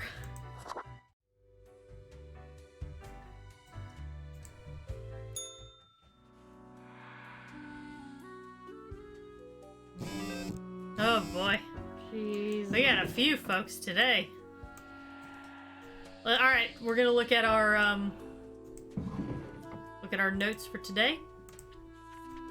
Morning, Grim. We seem to be on the precipice of dark times. I may have warned you that this job can have some harsh moments. Today is that day. Quota for the day: a total of 6 humans have to die, so only 2 people can live out of this group. At least 2 humans aged 35 or younger have to die. Any humans with a medical background have to die. Okay. I'm gonna keep this over here for easy access. Check your phone. Alright, Crow News. Local bar explodes after bartender mistakes bottle of nitroglycerin for vodka and drops it. Fuck! That's the bartender that we saved. Why is dead now? No, the bar exploded, but he survived. Yeah. Respected nutritionist caught distributing illegal performance enhancers to athletes in their care. See, he lived. Yep. Number of armed conflicts decreasing. That's the guy that we killed. The weapons guy. Local Snoop. Our small town prodigy moves to the city. We say reach for the stars. Okay. Oh, that's the one with the art background. Yeah. The server. Scientists very close to figuring out how to counter a dangerous pathogen, but we have an immunologist who's probably working on that, but she has to die! Yeah, shit happens, man. Fuck, man. This is how fucking jaded I've become at this point. Crime Watch, latest research, several local gambling dens run by radical criminal organizations. That's probably gonna be one of the people that we spared. Reports just coming in. It seems a hostage situation may be taking place at a courthouse. And there's a judge. Ugh. Fucking hell. Alright, let me read a little bit of this before we get into Yeah, it. before we continue, let's let you read a little bit of this while I kind of sort this out. So, Captain made it to the cockpit of the plane. He was able to pull back on the control column and applied full power to the engines, but this didn't really help because of the aircraft's speed approaching the speed of sound and the engines having been shut down. So G-forces were pushing the passengers and the crew into their seats. Oh, great. The engines then stopped completely, causing the aircraft to lose all electrical power, which caused both flight recorders to stop.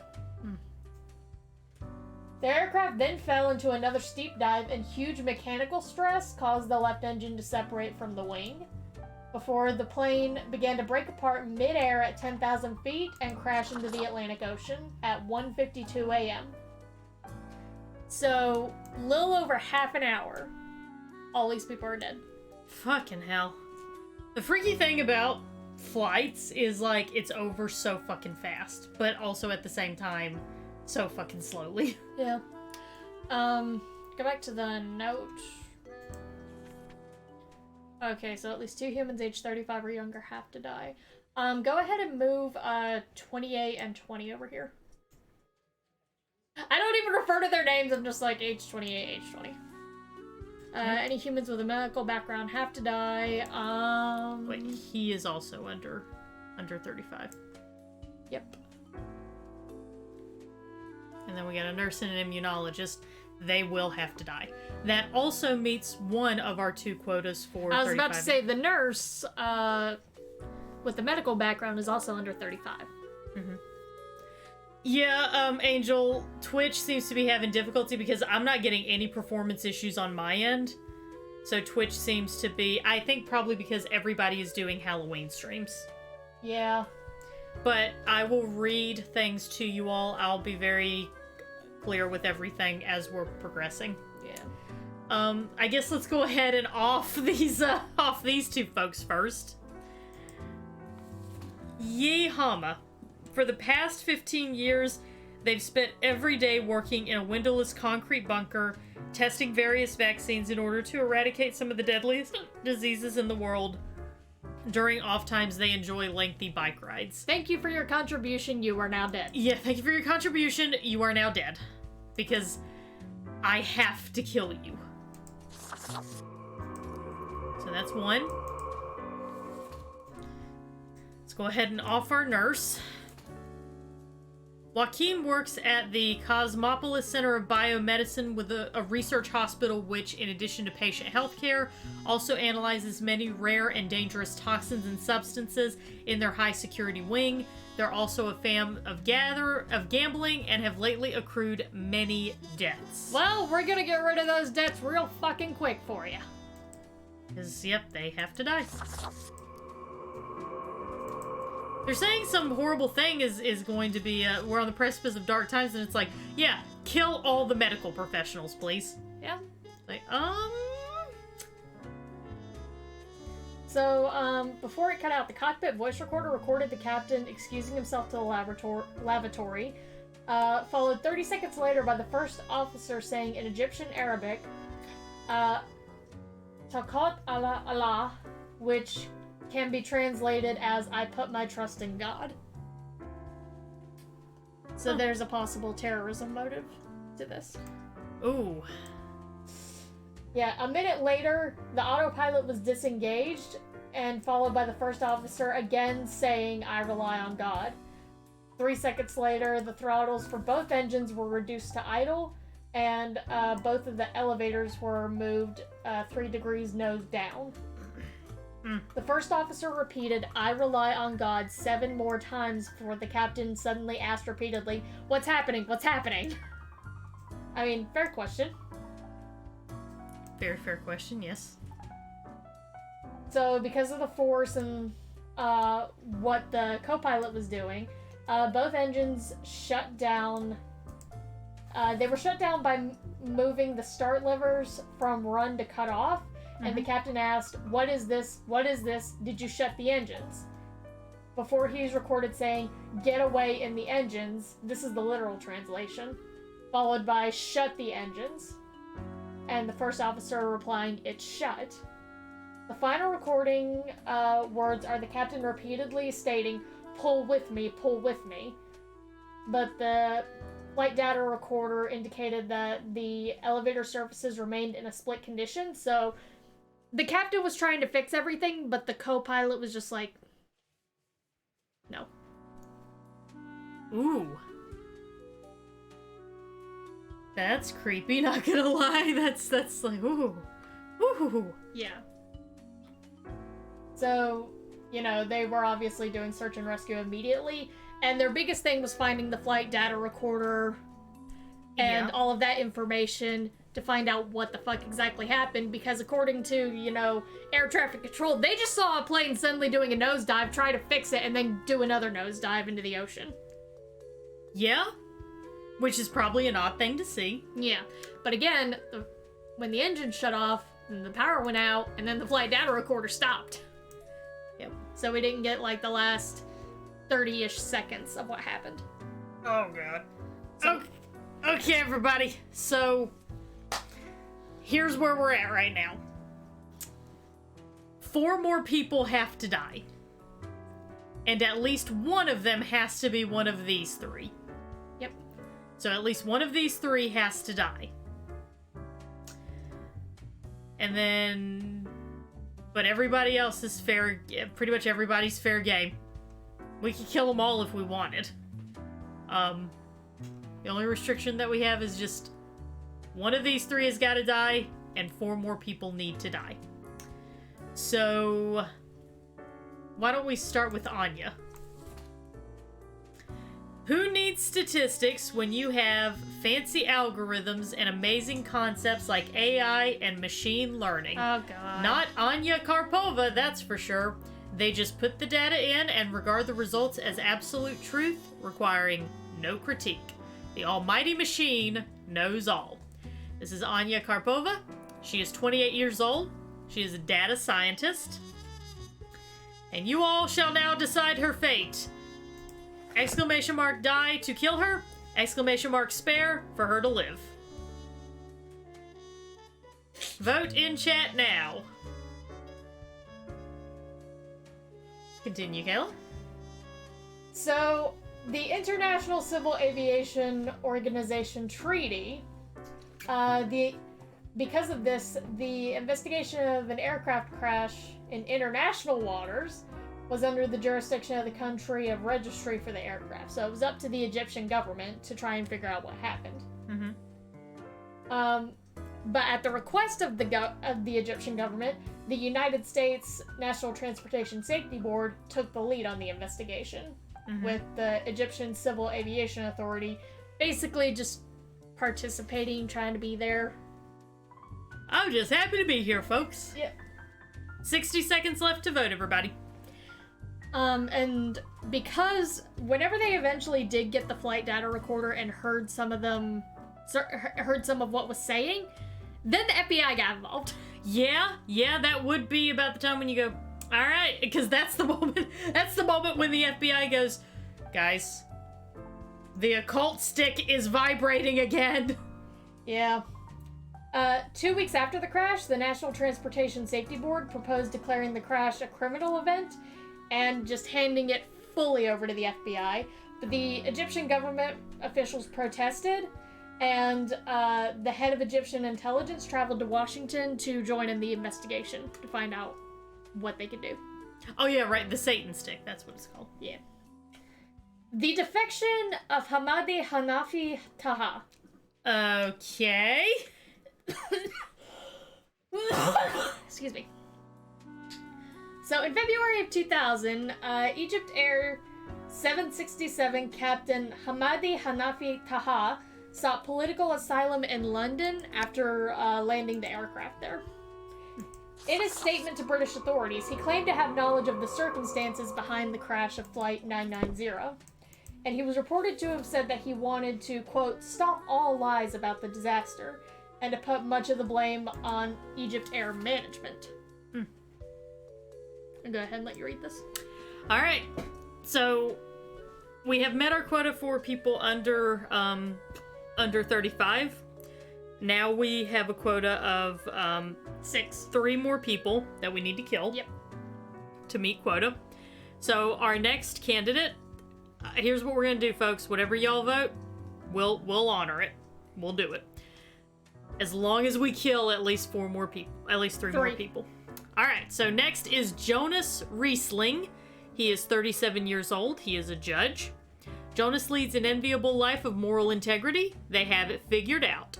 In their prime, they enjoy the fruits of their well-established position. When not engaged in upholding the law, they dabble in a vineyard, which started as an elaborate joke related to their name. All right, everybody. Will they live or die? Make your choice. So Osama El-Baz, the advisor to Egyptian President Hosni Mubarak, said, quote, "The pilot can't know anything about the plane. The chances that he has any information about the crash are very slim." Because he wasn't there. Yeah. So they're trying to discredit him immediately. Mm-hmm. American investigators confirmed key aspects of Taha's information, but decided not to anger the Egyptian government further by issuing any official statement about the motive of the co-pilot. So the FBI talked to him and they said, okay, he has some credible things to say, but we really don't want to piss off Egypt any more than this whole thing has done. Mm-hmm. So we're just kind of gonna... Nah. That's a note from me. Gonna be a no from me, dog. Yeah. EgyptAir... 60 seconds. EgyptAir terminated Taha's employment, and his application for British asylum was declined. Oh. Although he did give an extensive 2002 newspaper interview in London, and there is a 2005 documentary crediting him as exiled captain. Got about 30 seconds left to vote, everybody. So the NTSB investigation centered around the actions of the first officer, obviously. Mm-hmm. And they determined that the only way for the observed split elevator condition, the part where the captain was pulling up while the first officer was not helping him and not pulling up the other Satan stick? Possibly pushing it down based on what you're describing. Maybe. They determined the only way for this to happen was if the left seat pilot, the captain's position, was commanding the nose up, while the right seat pilot, the first officer's, was commanding nose down. So yeah, the captain was pulling up and he was actively pushing down. Oh, shit. Alright, everybody, you have voted that Judge Riesling will live. Congratulations, Jonas. You're gonna survive that courthouse hostage situation. Alright, everybody. If we want to spare anyone else, we've only got one more that we can spare. We can only spare one person. We can only spare one. I'm gonna give you a very quick snapshot of all 4 of our remaining people, so that you kind of know what we're gonna be dealing with. So first we got Yusuf, a stay-at-home parent, raising their kid. Spouse is dead. It's been rough going, but they got a support network of friends and family. So, single parent, spouse is dead. We got Mike. They love bird watching and nature. They are retired, 73 years old. They live in the middle of the city, written 6 books about birds, still in great shape. They go to dancing classes twice a week. And then we got Annabelle, 20 years old. She's a student. Annabelle's devoted themselves to becoming either an astrophysicist or an astronaut. 2 things are somewhat related. And they enjoy painting, mostly nudes, computer programming, and volleyball. So, 20-year-old student. And then we got Reggie, 32, unemployed, graduated from clown school. And search for a paying gig has been unfruitful lately. Thanks, Casey. Yeah, thanks, Casey. So that's our folks. We need to One's gonna live. we can only spare one. We can only spare one. We'll start with Mike, our retired 73-year-old bird watcher. So, Okay, you need to call people who tune into this stream bird watchers. oh shit, we do. Why haven't we been doing that? I don't know. Alright, so Mike is 73, retired. They love birdwatching and nature, although they and their spouse live in the middle of the city. They've written 6 books about birds. They're still in good shape. They go to dancing classes twice a week. Alright, everybody. Live or die. Make your choice. So the NTSB, they were notified of some mechanical failures, noticed by an Egyptian investigation into the incident, but they were like, no, that doesn't have anything to do with what happened. And the NTSB concluded that no mechanical failure scenario either they or the Egyptian investigation found could match what happened. Mm-hmm. And that even if the mechanical failure was a factor, the 767's design would have made the situation recoverable. Mm-hmm. And their final report was issued March 21st, 2002, after a 2-year investigation, and it was concluded as not determined. So, officially speaking, they have no idea why this plane went down. Yes. They did have some notes in their summary section. Okay. 1. The accident airplane's nose-down movements did not result from a failure of the elevator control system or any other airplane failure. Mm-hmm. That was not... It wasn't a mechanical factor. 2. The accident airplane's movements during the initial part of the accident sequence were a result of the first officer's manipulation of the controls. Mm-hmm. 3. The accident airplane's movements after the command captain returned to the cockpit were a result of both pilots' inputs, and including opposing elevator inputs where the relief first officer continued to command nose down and the captain attempted to command nose up. Which is pretty suspicious. Yeah. And from their probable cause section, they said, quote, the National Transportation Safety Board determines that the probable cause of the EgyptAir Flight 990 accident is the airplane's departure from normal cruise flight and subsequent impact with the Atlantic Ocean as a result of the first officer's flight control inputs. The reason for the first relief officer's actions were not determined. Mm-hmm. So they're like, we know it's because this guy did it, but we don't know why he did it. But again, though, that's unofficially. Unofficially. Mm-hmm. Alright. Next, we will decide on the fate of Reggie. The clown! 2 years old, unemployed. 32. Yeah. 32, unemployed. Reggie graduated from clown school a long time ago, but the search for paying clown gigs have been unfruitful. They keep making balloon animals in their tiny apartment in the fear of losing the finesse, but they also stay in character 24/7, which some people might find a bit creepy. I think I know how Angel feels. I think I might know how this is gonna go. All right, everybody. Whenever I open this book, exclamation mark die to vote for them to die, exclamation mark spare to vote for them to live. Go for it, everybody.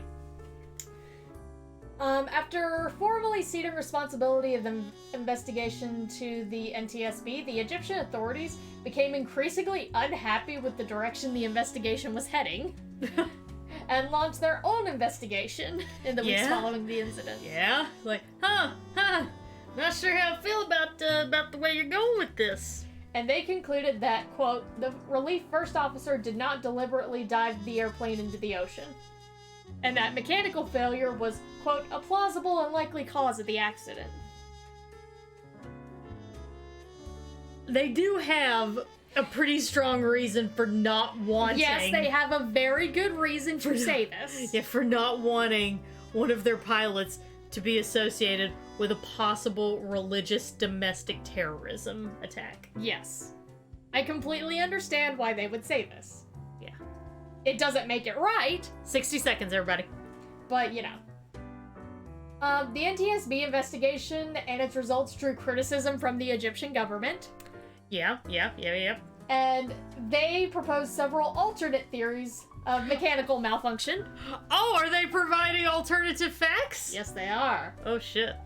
And the theories were tested by the NTSB, And again, they found none of them match the facts of what happened. So, some evidence indicated that one of the right elevator's power control units may have suffered a malfunction, and the Egyptian investigation mentioned this as a likely cause of the crash. Mm-hmm. While noting the damage did exist, the NTSB countered that it was more likely a result of the crash rather than a pre-existing problem. Yeah, it's like, well, of course this plane crashed. The engine's all in pieces. Sir, the engine is all in pieces as a result of the plane crashing. You lie. How dare you? Well, this was a pretty easy one by chat. Well, of course. Again, Gacy ruined it for everyone. Gacy did ruin it for everybody. Whenever someone asks me if I'm scared of clowns, I'm like, yes, like every sane human being post John Wayne Gacy, yes, I am afraid of clowns. Alright. So, it's between Annabelle and Yusuf. Mm-hmm. One of them gotta die. Yep, someone's gotta die. At least. We can kill both of them if y'all feel particularly bloodthirsty. But we do gotta kill one. Let's look at Annabelle first. Yeah, let's do Annabelle first. Alright, so Annabelle has devoted themselves to becoming to either an astrophysicist or an astronaut. Two things are somewhat related. They also enjoy painting, mostly nudes, computer programming, and volleyball. Right now, they're a student, but they're 20 years old, but they are working to become, whichever one they become, is a very important job. Yeah. And we do have we do have dark times coming in the future. Remember that. So that's Annabelle. Our other one is Yusuf.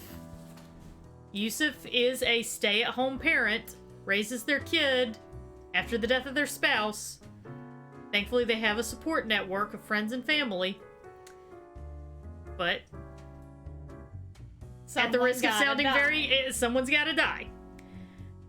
So essentially what we have to decide is, do we take out a person who potentially stands to contribute a great deal to society, or do we make a child an orphan? That's it's nudes or parent, basically. Oh, wow, dude. Thanks for sticking around. Oh, thank you for the 7 months, Hetty. So yeah, we're choosing between nudes or a parent. Which one should we vote on first, Kayla? Annabelle. We're gonna vote on Annabelle first. Alright, everybody, we're gonna vote on Annabelle first. If the vote decides that they must die, we will still do a vote on Yusuf and allow y'all to make that decision as well. If the vote decides that Annabelle will live, Yusuf then has to die. Yeah, Yusuf must die at that point. Exclamation mark die for Annabelle to die. Exclamation mark spare for Annabelle to live. 2 minutes on the clock, everybody. Make your choice. It's gonna be a hell of a... Hetty, you put in your vote too early. It's gonna be a hell of a choice. So, Western media speculation. Mm-hmm. Oh, sorry, I had to stretch my ribcage. Oh, you're fine. So, long before the National Transportation Safety Board issued their report, Western media began to speculate about the meaning of the cockpit conversation and possible motives. Mm-hmm. Again, including suicide or terrorism.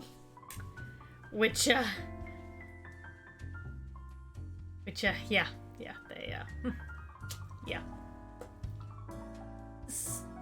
So during a press conference, November 19th, 1999, about 2 or 3 weeks after, the chairman of the National Transportation Safety Board denounced the speculation and said... 60 seconds to go, everybody. And said it had, quote, done a disservice to the long-standing friendship between the people of the United States of America and Egypt. How dare you reach, honestly, a fairly reasonable, logical conclusion? Yeah, London Sunday Times, quoted unnamed sources, speculated that the first officer had been, quote, traumatized by war, and was depressed because many members of his flight squadron in the 1973 war had been killed.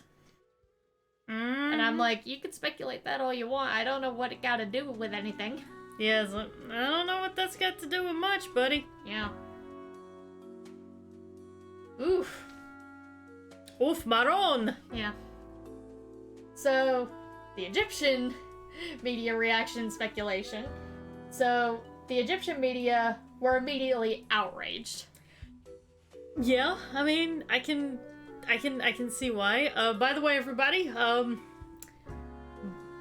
I'm not gonna lie, I thought this vote was gonna be a lot closer, but it does look like you have voted for Annabelle to live. Nudes win. Yeah, the nudes win, everybody. So Annabelle lives, and we about to make a fucking orphan right now. It's fine. They already lost one parent. They're used to it.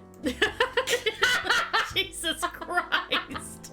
Nudes in space. Izzy makes an excellent point. Nudes in space. Oh, sorry, Yusuf. Izzy's like, maybe the orphan will become Batman.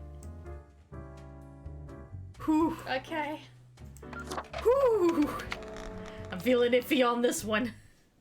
I mean, if she's not gonna Like, you die better now, be a but really she's gonna good die goddamn, later. Yeah, no, you better be a really goddamn good astrophysicist, Annabelle. Ah, Grim. It looks to be a rough day out there. New recruits often falter during dark times. I personally didn't. I mean, I'm just like, Yet you seem to have performed adequately. How do you feel after such a day? I mean, I'll be honest, I already had my decision made before the last one. Mm-hmm. But it went differently than what I was going to do. I would have killed Annabelle and let the You would have let Parent the parent live? yeah. Well, I guess we could say that you were built for dark times? I was. Excellent. With this attitude, you will become a most industrious reaper. We're just being the company brown noser. If it gets me more money, I'm willing to do it. Honestly, same. And like people are like, oh, they're just brown nosing and all that stuff. It's like, okay, but like, listen, dude, if it's gonna make me more money, I will suck them company balls until until they protrude out of my nose from the force of the suction. Yep. Let us hope these days do not continue. Any idea what happened? Don't you know what happened? You're in charge. Some sort of medical calamity, maybe? Like an epidemic? Beats me, a day like any other. Oh, God! Don't really care. Death is death. Or I know it was bad. That's what matters. Death is death. Yeah, death is death. Indeed. All things must die, eventually. Maybe All I'm built for things the must bureaucracy die. here, because I internalized the all things must die really young in life. Valer Morghulis, everybody! Maybe Fate is wanting to, like, check out, you know? I mean, fair enough. Off you go now, Grim. Give me your job night. and your cat, and you can go off and do whatever you want. Yeah, you can go die for all I care. Is the bar open yet? Is the bar open? Yes! Ooh, hello, madam! Hi! How are you today? You looking good, honey. Also, Grim Day. I get it. Crow Patrol. I get it. There's the quartermaster stuff. Meet your fate. Anyway, hey, how you doing? Hello. Whoa. Hello there. I'm Sari, and I welcome you to Cerberus's Den, the finest drinking establishment this side of the void. I love you. I will die for you. I will protect you. Sure as heck haven't seen you before. You must be brand new. Brand spanking new. Speaking of spanking. Cool outfit. You've got a perfect balance of style and brutality going on. Oh, fuck yes, I love, like, yes, compliment me more, please. I don't care that you're probably doing it for tips. I don't care. I will give you all the tips. Yeah. How are you liking existence thus far? Right now, feels pretty good. Yeah, it feels pretty good. Gotta look on the brighter side of undeath, eh? I'm sure you never thought this was how you'll end up. Sometimes these are the cards we are dealt. Okay, newbie, before we continue, I got this little game I play with every fresh-faced patron. It's real simple. I like games. Whatever you want. Yeah, whatever you want, mommy. All you gotta do is answer a series of questions, and I'll craft a personalized drink Ooh. inspired by what you said. It's like a quiz. BuzzFeed? Yeah, I know, right? So, you want to? Are we just saying, I love quizzes? I love quizzes. I'll do anything you The say. gist. I'll describe some sort of an odd situation, and you answer how you'd react. I usually do 4 questions, and nothing else to it. All right, Kelly, you're gonna have a custom drink made for you. Here we go. Prepare for question number 1. You and a friend are valiant but poor warriors. You both venture out to slay a mighty dragon. It's a fierce battle. At the end, your friend thinks he slew the dragon, while in actuality, you did. When asked, what will you do? Surely the reward can be shared by all. I mean, the dragon's dead. That's the important thing. That's true. So is that gonna be your answer? That's my answer. Time for question number 2. All right.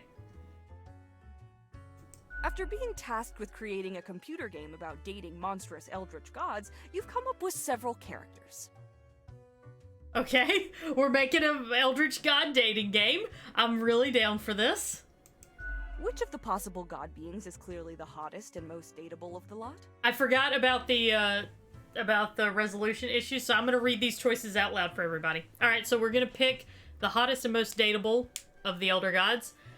First is Omniparath, mostly abs, but with a gorgeous blonde mane. As a thought, the blind idiot god, at least they're fuzzy. Ugo Sathla, a grotesque tree with a warm heart. Jubaflex, one arm, eternal flexing.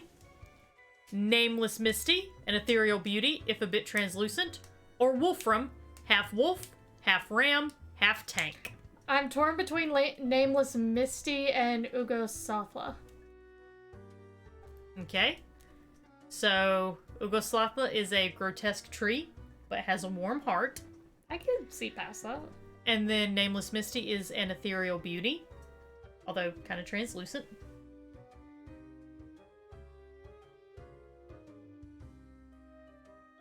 These choices are going to be up to Kayla, everybody, so. I want Ugo Sathla. You want the tree? I want the tree. Alright, fuck tree it is. Next up, question 3. Almost there. After years of working a stable, albeit a monotonous office desk job, you are let go due to a corporate downsizing. Too real. Yeah, we're getting a little too real here. This, however, has given you a chance to reinvent yourself. What will you become? Alright, so Working is dumb and lame and pointless. Alright, so we're gonna reinvent ourselves. Here are our choices, everybody. I'd like being a mathematician working on equations. I'd like to be an executioner, the harvester of human sorrow. Or working is dumb and lame and pointless. Working is dumb and lame and pointless. Okay, Kayla has decided working is dumb. Alright, final stretch. As I said, 4 is all anyone ever needs, right? Okay. You find yourself in front of a very difficult situation. Moments after having made a choice, you realize you made a grievous error. Ooh, a grievous error. The worst type of errors. Regrets now gnaw at you for this poor decision. There are a few options for proceeding. Alright, so a few options for proceeding. Option 1. Reload save game and redo the choice. Option 2. I regret nothing, I don't make mistakes. Or option 3. I'll just fix it in post. Yeah, I'll fix it in post. Okay. We got it. Let me just calculate the results. We'll take but a moment. I'm glad that she doesn't, like, give a, like, commentary on it. Like, oh, how wrong of you, you know. Yeah. Hmm.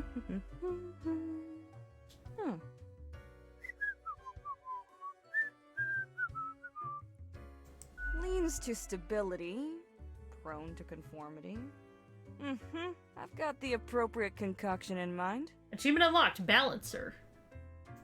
Start off with a nice mixture: 4 centiliters of gin, 1 centiliter of elderflower liqueur, 1 centiliter of sugar syrup, 2 deciliters of club soda. Splash in some lime juice concentrate, add several slices of well-smashed cucumber and some cubed ice. I'm pleased. Our options are I'm pleased with the result, I have no idea what to think of this, or I'm not sure this is correct. Kayla Kayla is just eternally thirsty right now. Yes. So she's just decided she's happy with that result. The quiz tells no lie. I think a suitable name would be Borehole. Wow. First one's on the house. Gubas nod to the bartender, or fine, I'll try it. Gubas. We're polite in this fucking house. The drink. Smooth waves rolling onto the coast, then receding gradually. A constant rhythm of symmetrical alternation, grinding off the edges. The taste recalls a harmonious interplay of physical forces soothing a turbulent soul, until all that's left is a polished plane of alabaster. God, I want to drink so badly. It's almost a death-changing experience. Options are, okay, it's fairly decent, reasonably yummy, I guess I like it, or could have been worse. Fairly decent. Heckin' understatement of the century! Now what else can I get you? Our options are, your tip jar is pretty neat, I'd like a drink, who else works in the office, or I'll be going now. Who else works in the office? Heck, were I able to count and name all the folks? You likely haven't fully realized the size of this place. Apparently not. We've got you Reapers and all the myriad departments, the Custodian Legion, the weariless data grinders of the Calculatorium, the abysmal archive with its archivists. Cadaver resources. They're just plain odd, but someone's got to deal with the internal issues. Human resources, I get it. Middle management. Nobody knows what they actually do. Higher management, but they don't visit us. Basically ever. Same with Fate. I see him like every day. Many of the I can't regular get 'em off workers my come dick. by the den, though, so keep your eyes and ears open. What else you got in mind? Anything else you'd like Your to... tip jar is pretty neat. Okay. Oh, thanks. Mortimer found the original oinker on an excursion to the Shrouded Zones. It's a bit of a hassle, though. Keeps multiplying all the time. Take your eye off for a second and bam, tiny piglets everywhere. That sounds Go adorable. on, take one. Just make sure you feed it with some coins once in a while. Yes. I have coins. Yeah. Do you want another drink, or should we be going I now? want another drink. Sure. What's your poison? What do you want? We have the usual. We have gin and tariff. We have tax on the beach, Bloody Gary, corpse reviver, heat death of the universe iced coffee, or milk. Corpse reviver. Okay. If you value your sanity, you don't ever want to learn the ingredients of this cocktail. Drink it alone, or Gubas, wave your drink at the other patron. Drink it alone. I don't like that guy. I don't like that kind of guy at the bar. Electrifying! A burst of liquid lightning blasts through your nervous system. If you had one, that is, but you don't. Every bone begins to vibrate. The vibration builds in a feedback loop until it feels like you might shatter at any moment. It's but a trick of the mind and soon abates. Would you like another drink, or would you like to be going now? I'm good. Let's talk to the other guy in the bar. Okay. Au revoir, Lil Reaper. I love you. God, I love you. Alright, let's talk to Gus.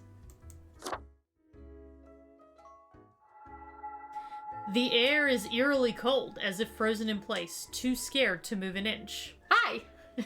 Our options are hi, eep, a ghost, or boo. Hi. Huh? What do you want? You can talk. I'm a new Grim 57. What's up? Or sorry to bother you. I came here to meet new people. I'm a new Grim. What's up? A fresh-faced lemonhead. Exactly what I wanted to see today. Oh, you gonna be that guy? Okay, fuck you too. Hey now, Gus, play nice. Listen to mommy. Well, seems I'm stuck with you now. You want to ask questions or something?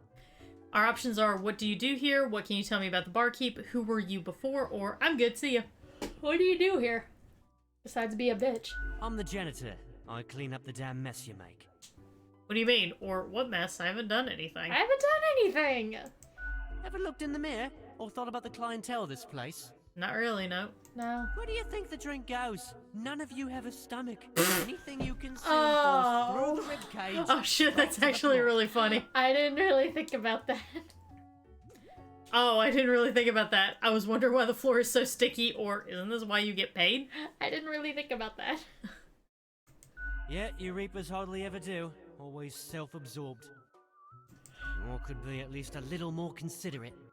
I appreciate you. It's optimal to achieve a balance between all things, or whatever, just do your job. I appreciate you. Gee, thanks. Something else you wanted? How do you clean things anyway? What can you tell me about the barkeep? Who were you before? Or bye! What can you tell me about the barkeep? Yeah, tell me about that barkeep. Sorry, they're hella cool. Why, thank you. You're nothing but a sweetheart, ain't ya? Ah, shucks. You're the only one who truly treats Gus with respect. Aww. How do you clean things anyway? How do you clean Simple. I float around and I possess stuff and make the stuff float into the trash bin. That's actually really That's, fucking... yeah, I know, like, that's actually really fucking cool. Like dust, for example. One dust particle at a Oh. time. Or Oh. the drinks. One droplet at a time. Isn't that really tedious? Maybe a bit tedious, yeah. As if the highest management ever gave any thought to us lowly drones. We're all nameless custodians and spawns to them, literally. I've got a name, could be they're kind of busy, or I'll make a name for myself. They'll have to listen to me. I got a name.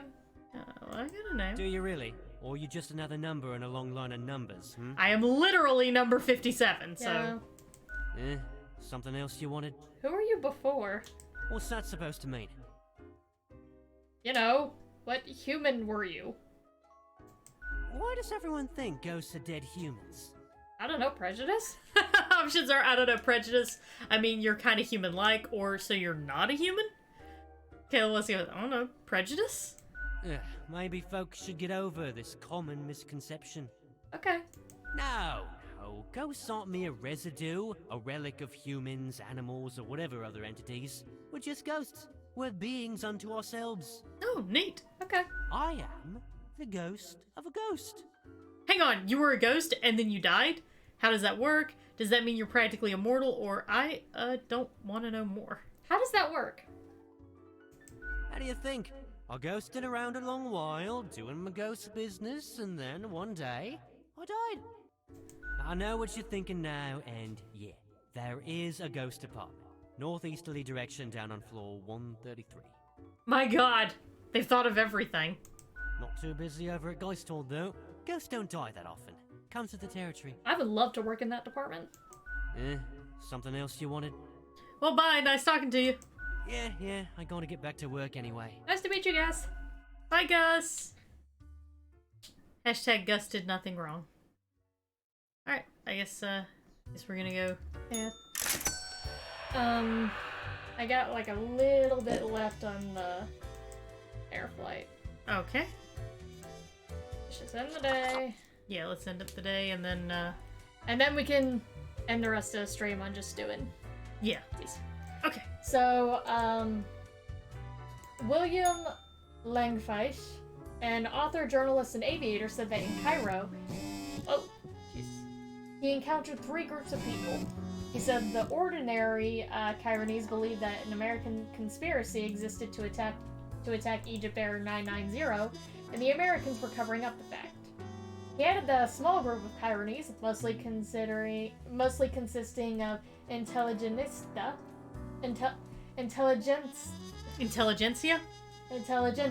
yes. Yeah.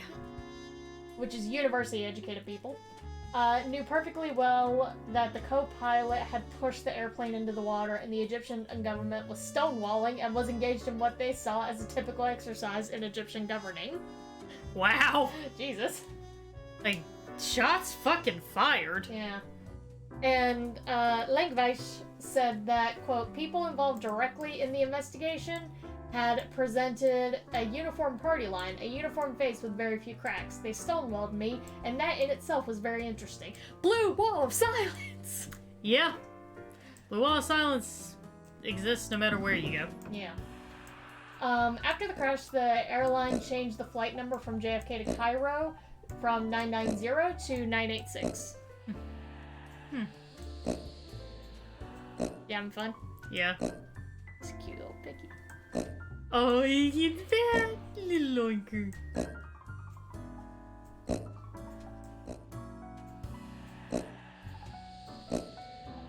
He just multiplied. Yep. Yeah, remember the girl said that. Okay then, well. All my coins are put away. So there was there have been made documentaries on this. Mm-hmm. Obviously. Understandably. For example, the Canadian TV series made a season 3 episode called Death and Denial. Oh, God. And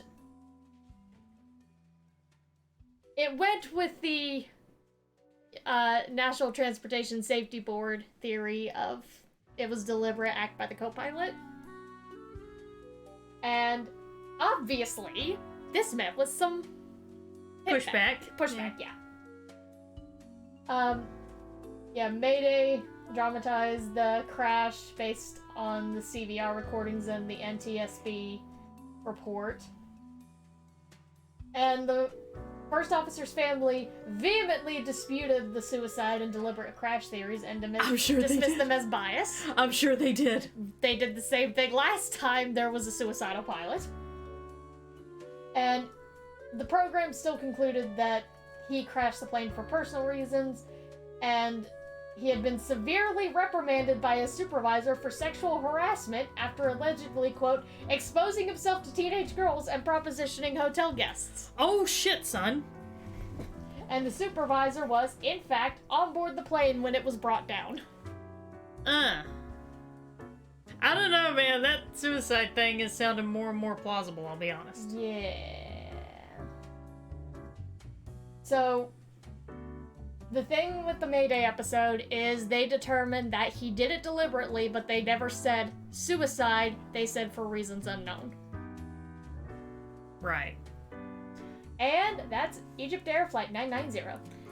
Fuck a flight crash that officially has no documented reason. Officially has no concrete determined reason. Interesting. Well. Alright. So that's the end of stories for today, so we're gonna focus on this story. Yeah, we're gonna focus on the game today for the rest of the stream for the next about 30 minutes, and then I'm gonna hop over to Minx's stream for Forewarned. That's whenever I leave. Yep. Alright, so morning, Grim. Okay, see if we can clean up the mess from yesterday. That might give you just the boost you need. Do not forget, you may leave troubles behind, but new ones always lie ahead. Quota for the day. 2 humans have to die. We must spare humans who seem helpful against the troubles. Keep vigilant. Fate. So anyone who seems helpful against the troubles that are currently going on, we have to spare them. What troubles are currently going on? Let's check our news cast and find out. Alright, me too. What is astrophysics all about anyway? Let Annabelle teach you. Okay. So she's using that life that we granted, basically. Immunologist dead as epidemic hits hardest at those trying to combat it. Unidentified person in a nurse uniform found shot at a warehouse. That's the nurse that we killed. Modern health. An unknown viral outbreak strikes the industrial district of Cosmopolis City. Man, if only we had an immunologist. Yeah. Hostage crisis solved at local courthouse, so we saved the judge. Another family in poverty after joining a multi-level marketing scheme. Rowdy parties on the rise cause disturbances at various neighborhoods.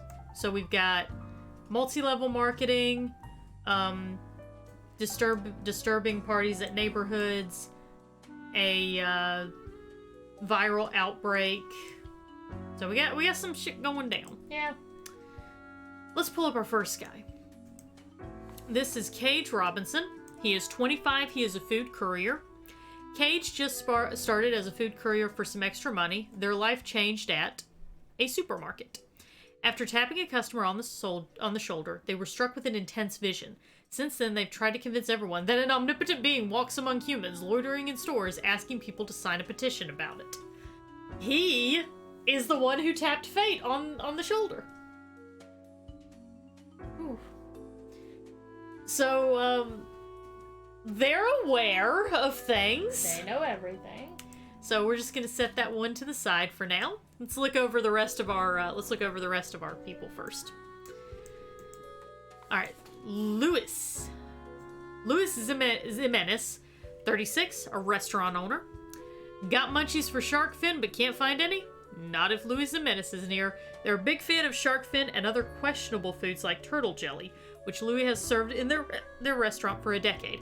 They're also involved in distributing these food items to grocery stores. So, exotic foods. Yeah. Don't know how I feel about that. Anna von Wolfenstein, 48, a judge. Anna has worked as a judge for 20 years and loves their job very much. Not so much because of the bringing of justice, but because of the political power their position brings. And Anna likes having power and influence a little bit too much. Yeah. Sounds like a judge to me. Alright, so we got a possibly power-hungry judge. We got a possibly power-hungry perpetrator of the penal system here. Perpetuator of the penal system. That's better. Mint, 20 years old, a gang member. Mint comes from an abusive family, which ultimately made them very protective of their older sister. Mint would do anything to keep her safe. As such, they have allied with the toughest crime boss in the district, one who takes good care of their own. Caught in a rock and a hard place on that one. Yeah. Next is Aaron. Aaron J. Rosen, 23. He is a drug dealer. Aaron is a small-time criminal selling low-grade narcotics to those who just want to party. Lately, they've started experimenting with different chemical compounds to figure out if they can concoct any new interesting blends. I can say we will likely have to kill this person. Partying is becoming one of the troubles that we're being made aware of. So he is very likely going to be dying.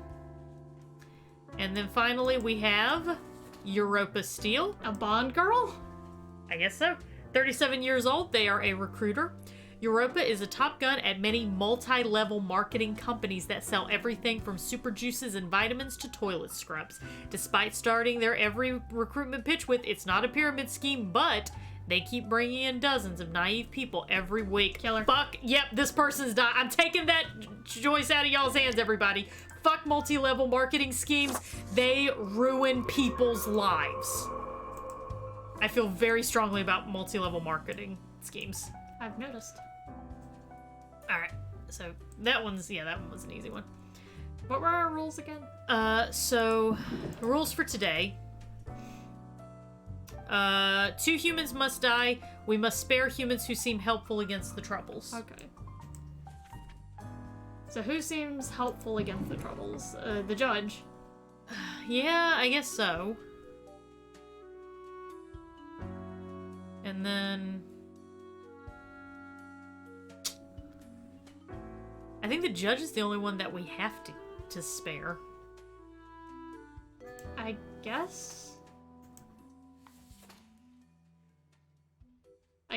Yeah, I feel like it's safe to say we've got to spare the judge. I feel like that's something that we got to do. Yeah. So... Alright, Anna. Congratulations, I guess. Alright, so Anna's gonna be living. Alright, let's... the drug dealer, that one we definitely have to kill, because they are contributing to the issues. I was about to say, can we review the, troubles one more time? Sorry. Sure, yeah, absolutely. So, we've got astrophysics, immunologist dead as epidemic hits hardest to those trying to combat it. An unknown viral outbreak strikes in the industrial district of Cosmopolis City, so we've got a virus outbreak. Okay. Families are in poverty after joining a multi-level marketing scheme. We took care of that. And then rowdy parties are on the rise, which are causing disturbances in various neighborhoods. Yep. So let's get rid of the drug dealer. Yeah, drug dealer going down, everybody. And we only need to kill 2 people. We only need to kill 2 people. And we got them. Yeah. So, everyone else, I don't think that they're, like, actively helping against the quote-unquote troubles. Yeah. So here's what we're gonna do, everybody. You can spare them or you can kill them, but we will let it be up to you, the audience. Let's start with the gang member. We are gonna start with our gang member, Mint. Now, Mint comes from an abusive family, which ultimately has made them very protective of their older sister. Mint will do anything to keep her safe. As such, they have allied with the toughest crime boss in the district, one who takes very good care of their own. Exclamation mark die for Mint to die. Exclamation mark spare for Mint to live. 2 minutes. Make your choice. What do you think on this one? I don't think they count as somebody who's like actively contributing. They're in the gang life to protect a family member. Yeah, honestly, like, without the, like, restrictions in place, I would let him live, honestly. Mm-hmm. Especially since it's kind of just, Yeah. you know, go for it. Ugh. Sorry, I'm sleeping. That's okay. Exclamation mark die if you feel they should die. Exclamation mark spare if you want them to live. Izzy, I don't know why your vote didn't get counted, so I'll just count you as spare.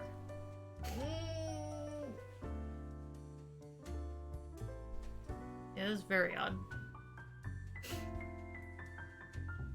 Izzy's vote's still not getting counted. That is very odd, because normally it's an immediate reaction. Less than a minute to go, everybody. We need some votes. Oh, there's commercials. Ah. So there's currently commercials going on. We're gonna pause the voting for a couple of minutes.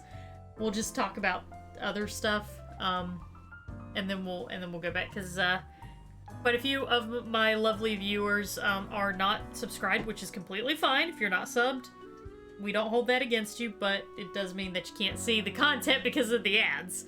So we'll give you all a little bit of time to get back with us, and then we'll redo the vote. Eventually. So, what are you and Mix doing? We're gonna play Forewarned. It's a 4-player co-op horror game. I have no idea what happens in it. I'm just kind of rolling with it, to be honest. Oh, you're not doing Phasmophobia like every other person on Twitch right now? Nope. No, thank you. No, thank you. No, thank you. No, thank you. No, thank you. No, thank you.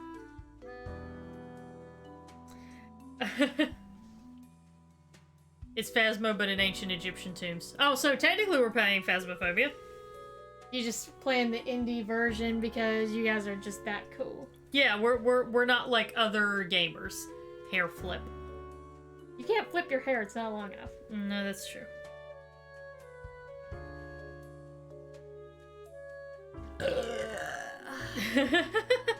It's back! Yeah, y'all back? But after you die, you can decide if you want to help or kill the survivors. Ooh, interesting. Okay.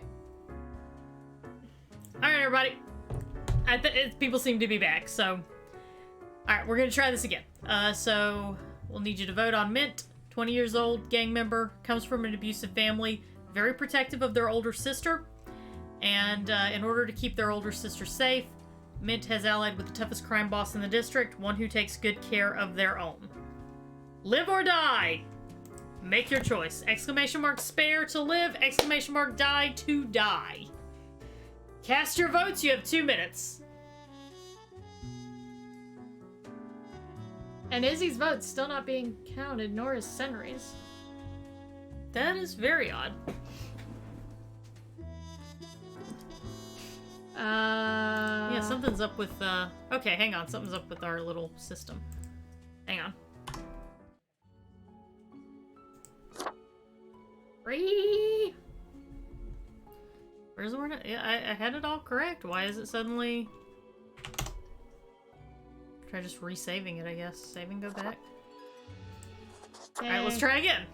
Alright, try again, everybody.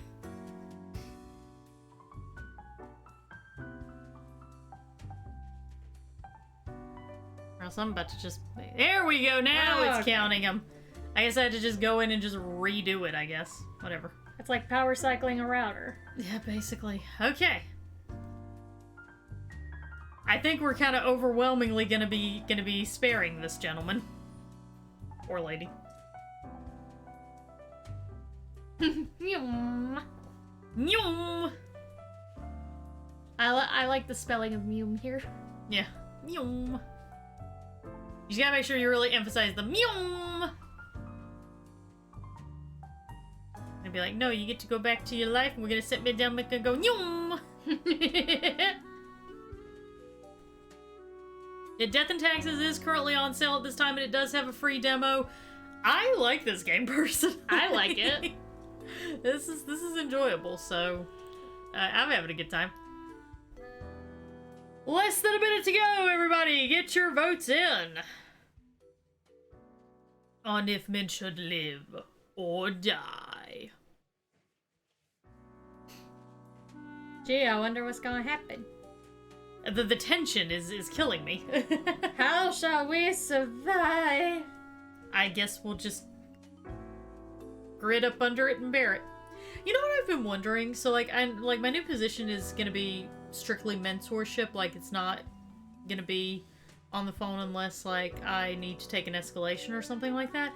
But my question now becomes like, okay, so whenever we start getting into like the required overtime and all that stuff as we get into the holidays, what the fuck is gonna happen there? They might put you guys back on the phones. Oh, fuck that noise. I hope not. I don't know. If they do, they better keep me at my same pay rate. Oh yeah, they would.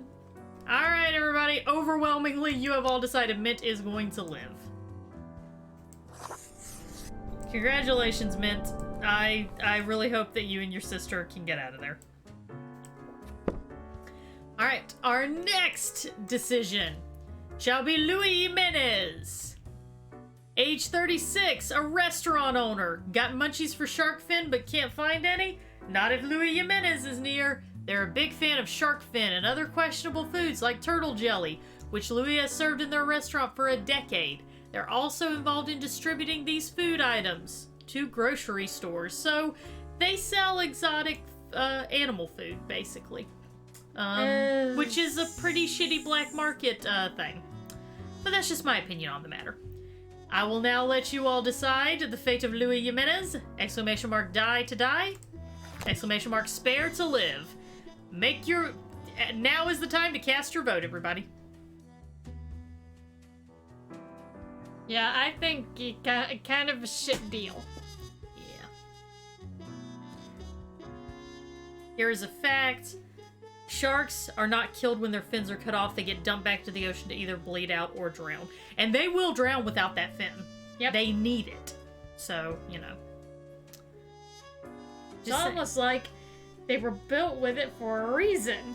Almost like evolution is a thing, and it occurs the way that it does for a reason, like you said.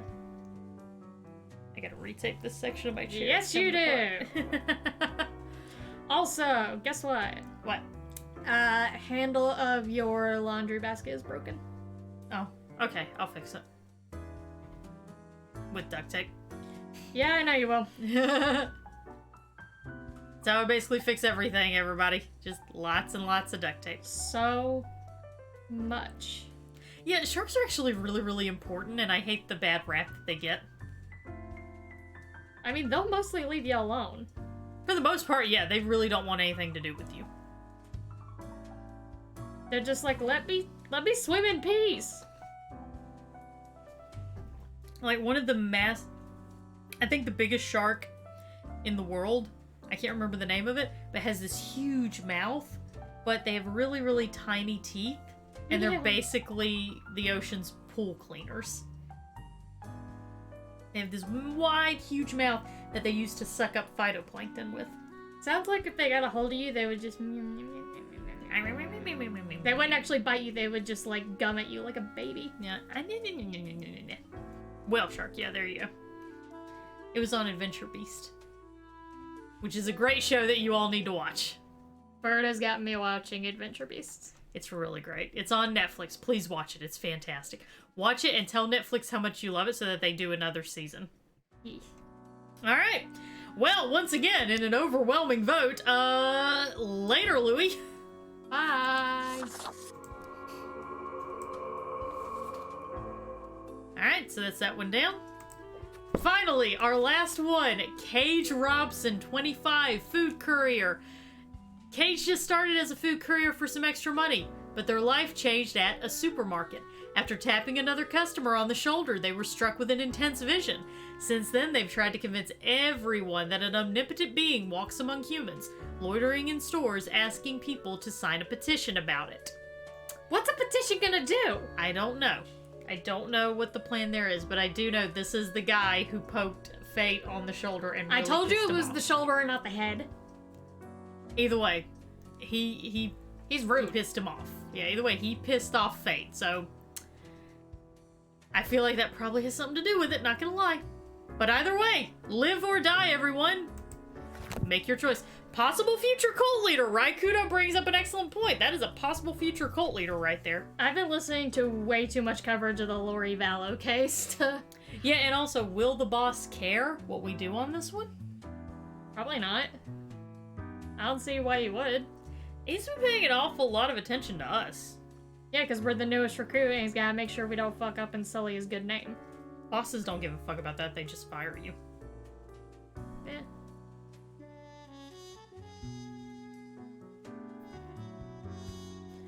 I don't know, man. I wonder how it would affect things if, like, if you knew for a fact that this is what the afterlife is, how would that affect things for you in your daily life?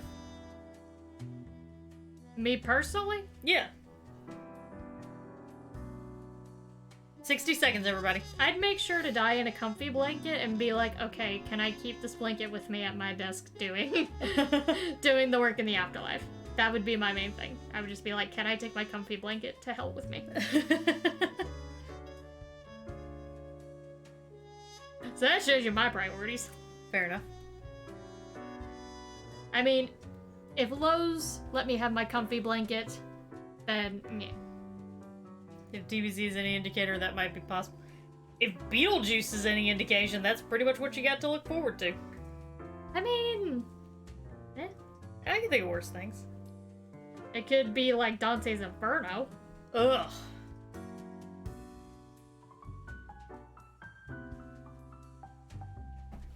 But I'm just like, nah, I'm here to do my job. What circle of hell do you think you would end up in? The one for the blasphemers or whatever who like denounce and make fun of God. Fair enough. Well, according to Dante, I would end up in the circle of violence, like one of the worst ones, just because I'm queer. So I was like, oh, okay, cool. How dare you be gay? I guess so. All right. Again, by an overwhelming majority, we killing this guy. What you get for bugging people in the grocery store lines and demanding that they sign petitions. Seriously. Wow. Y'all were bloodthirsty today. I like it. It's Halloween. That's true. Okay. I love how we still have a fax machine. I mean, they're oldies, but they're reliable. Mm-hmm.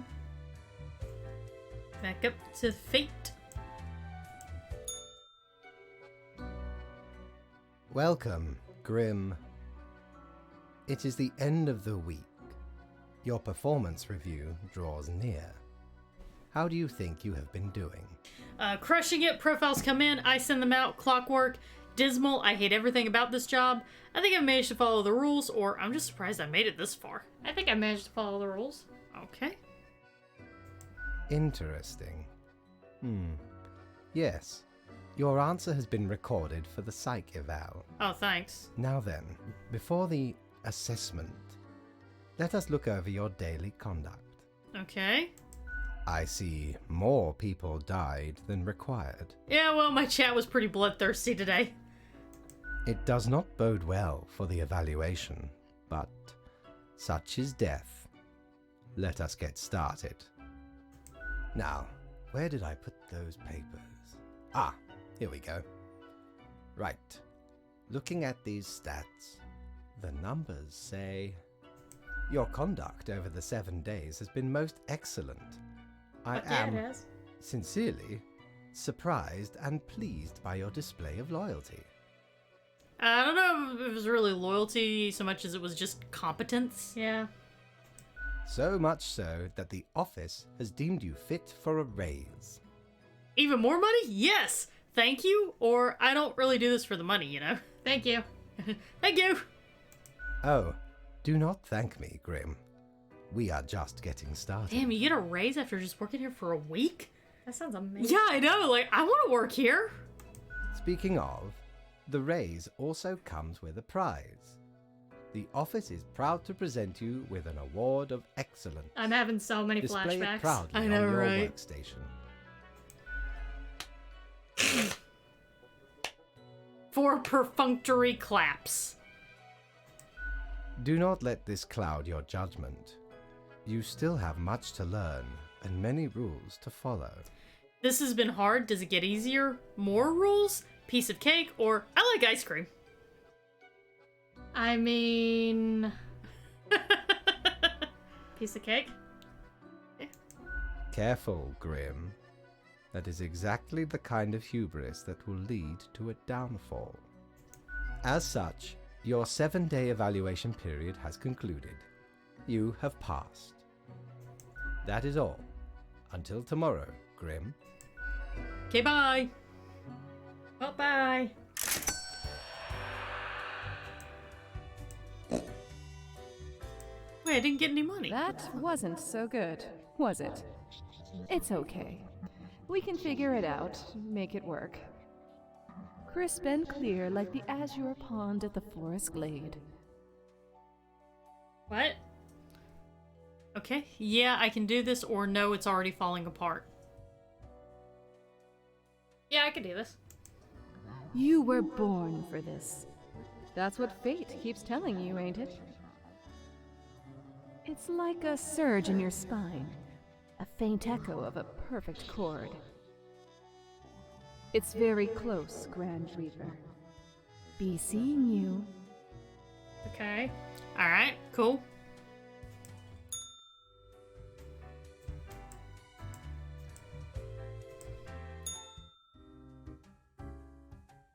There's a plant here.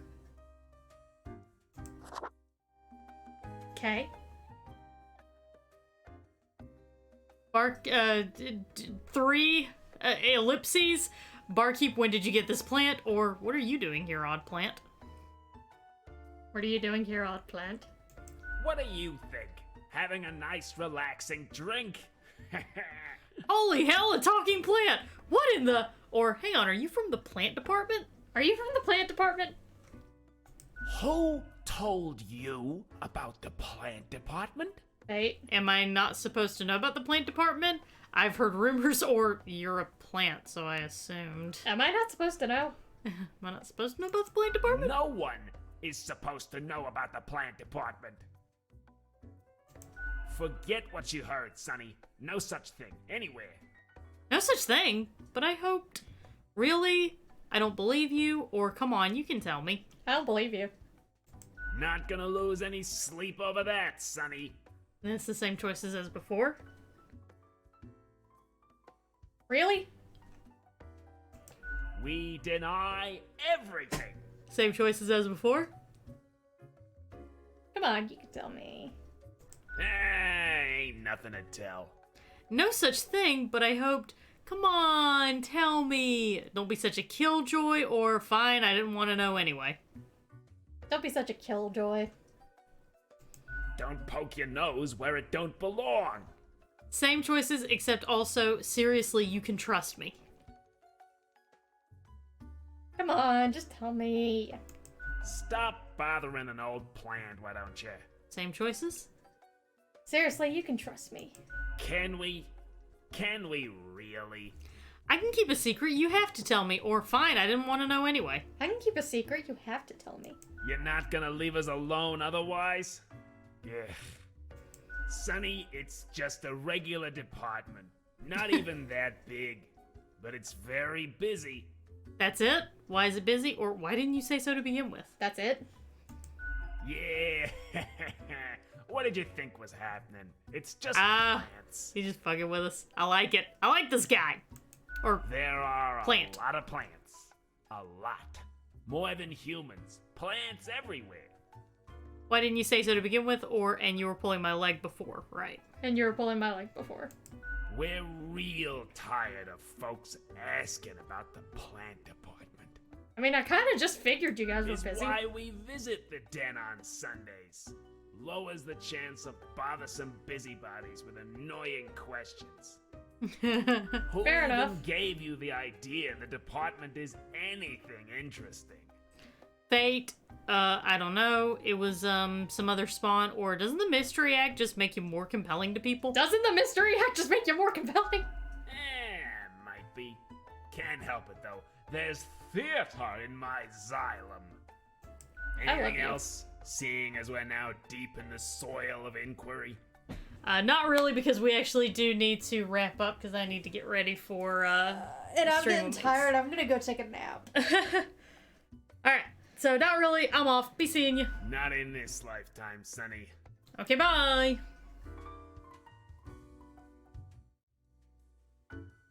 Alright, sorry guys. We're gonna have to cut this, this short. We playing this again? Yes, we will continue this. Definitely. Well, I probably don't have to research as many stories, because this game's pretty compelling enough. Mm-hmm. Alright, everybody. So we're gonna quit out on Death and Taxes. And I'm gonna pull up the please stand by screen again. Okay, yes, we are gonna continue Death and Taxes.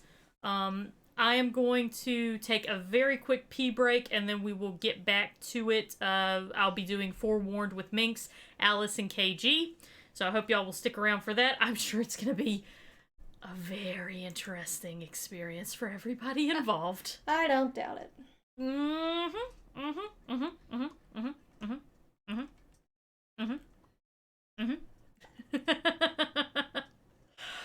Alright, everybody. I'm going to, I'll be back in just a few minutes. To go take a pee break, get a snack, whatever you need to do, and I'll see you back here in a few minutes. BRB.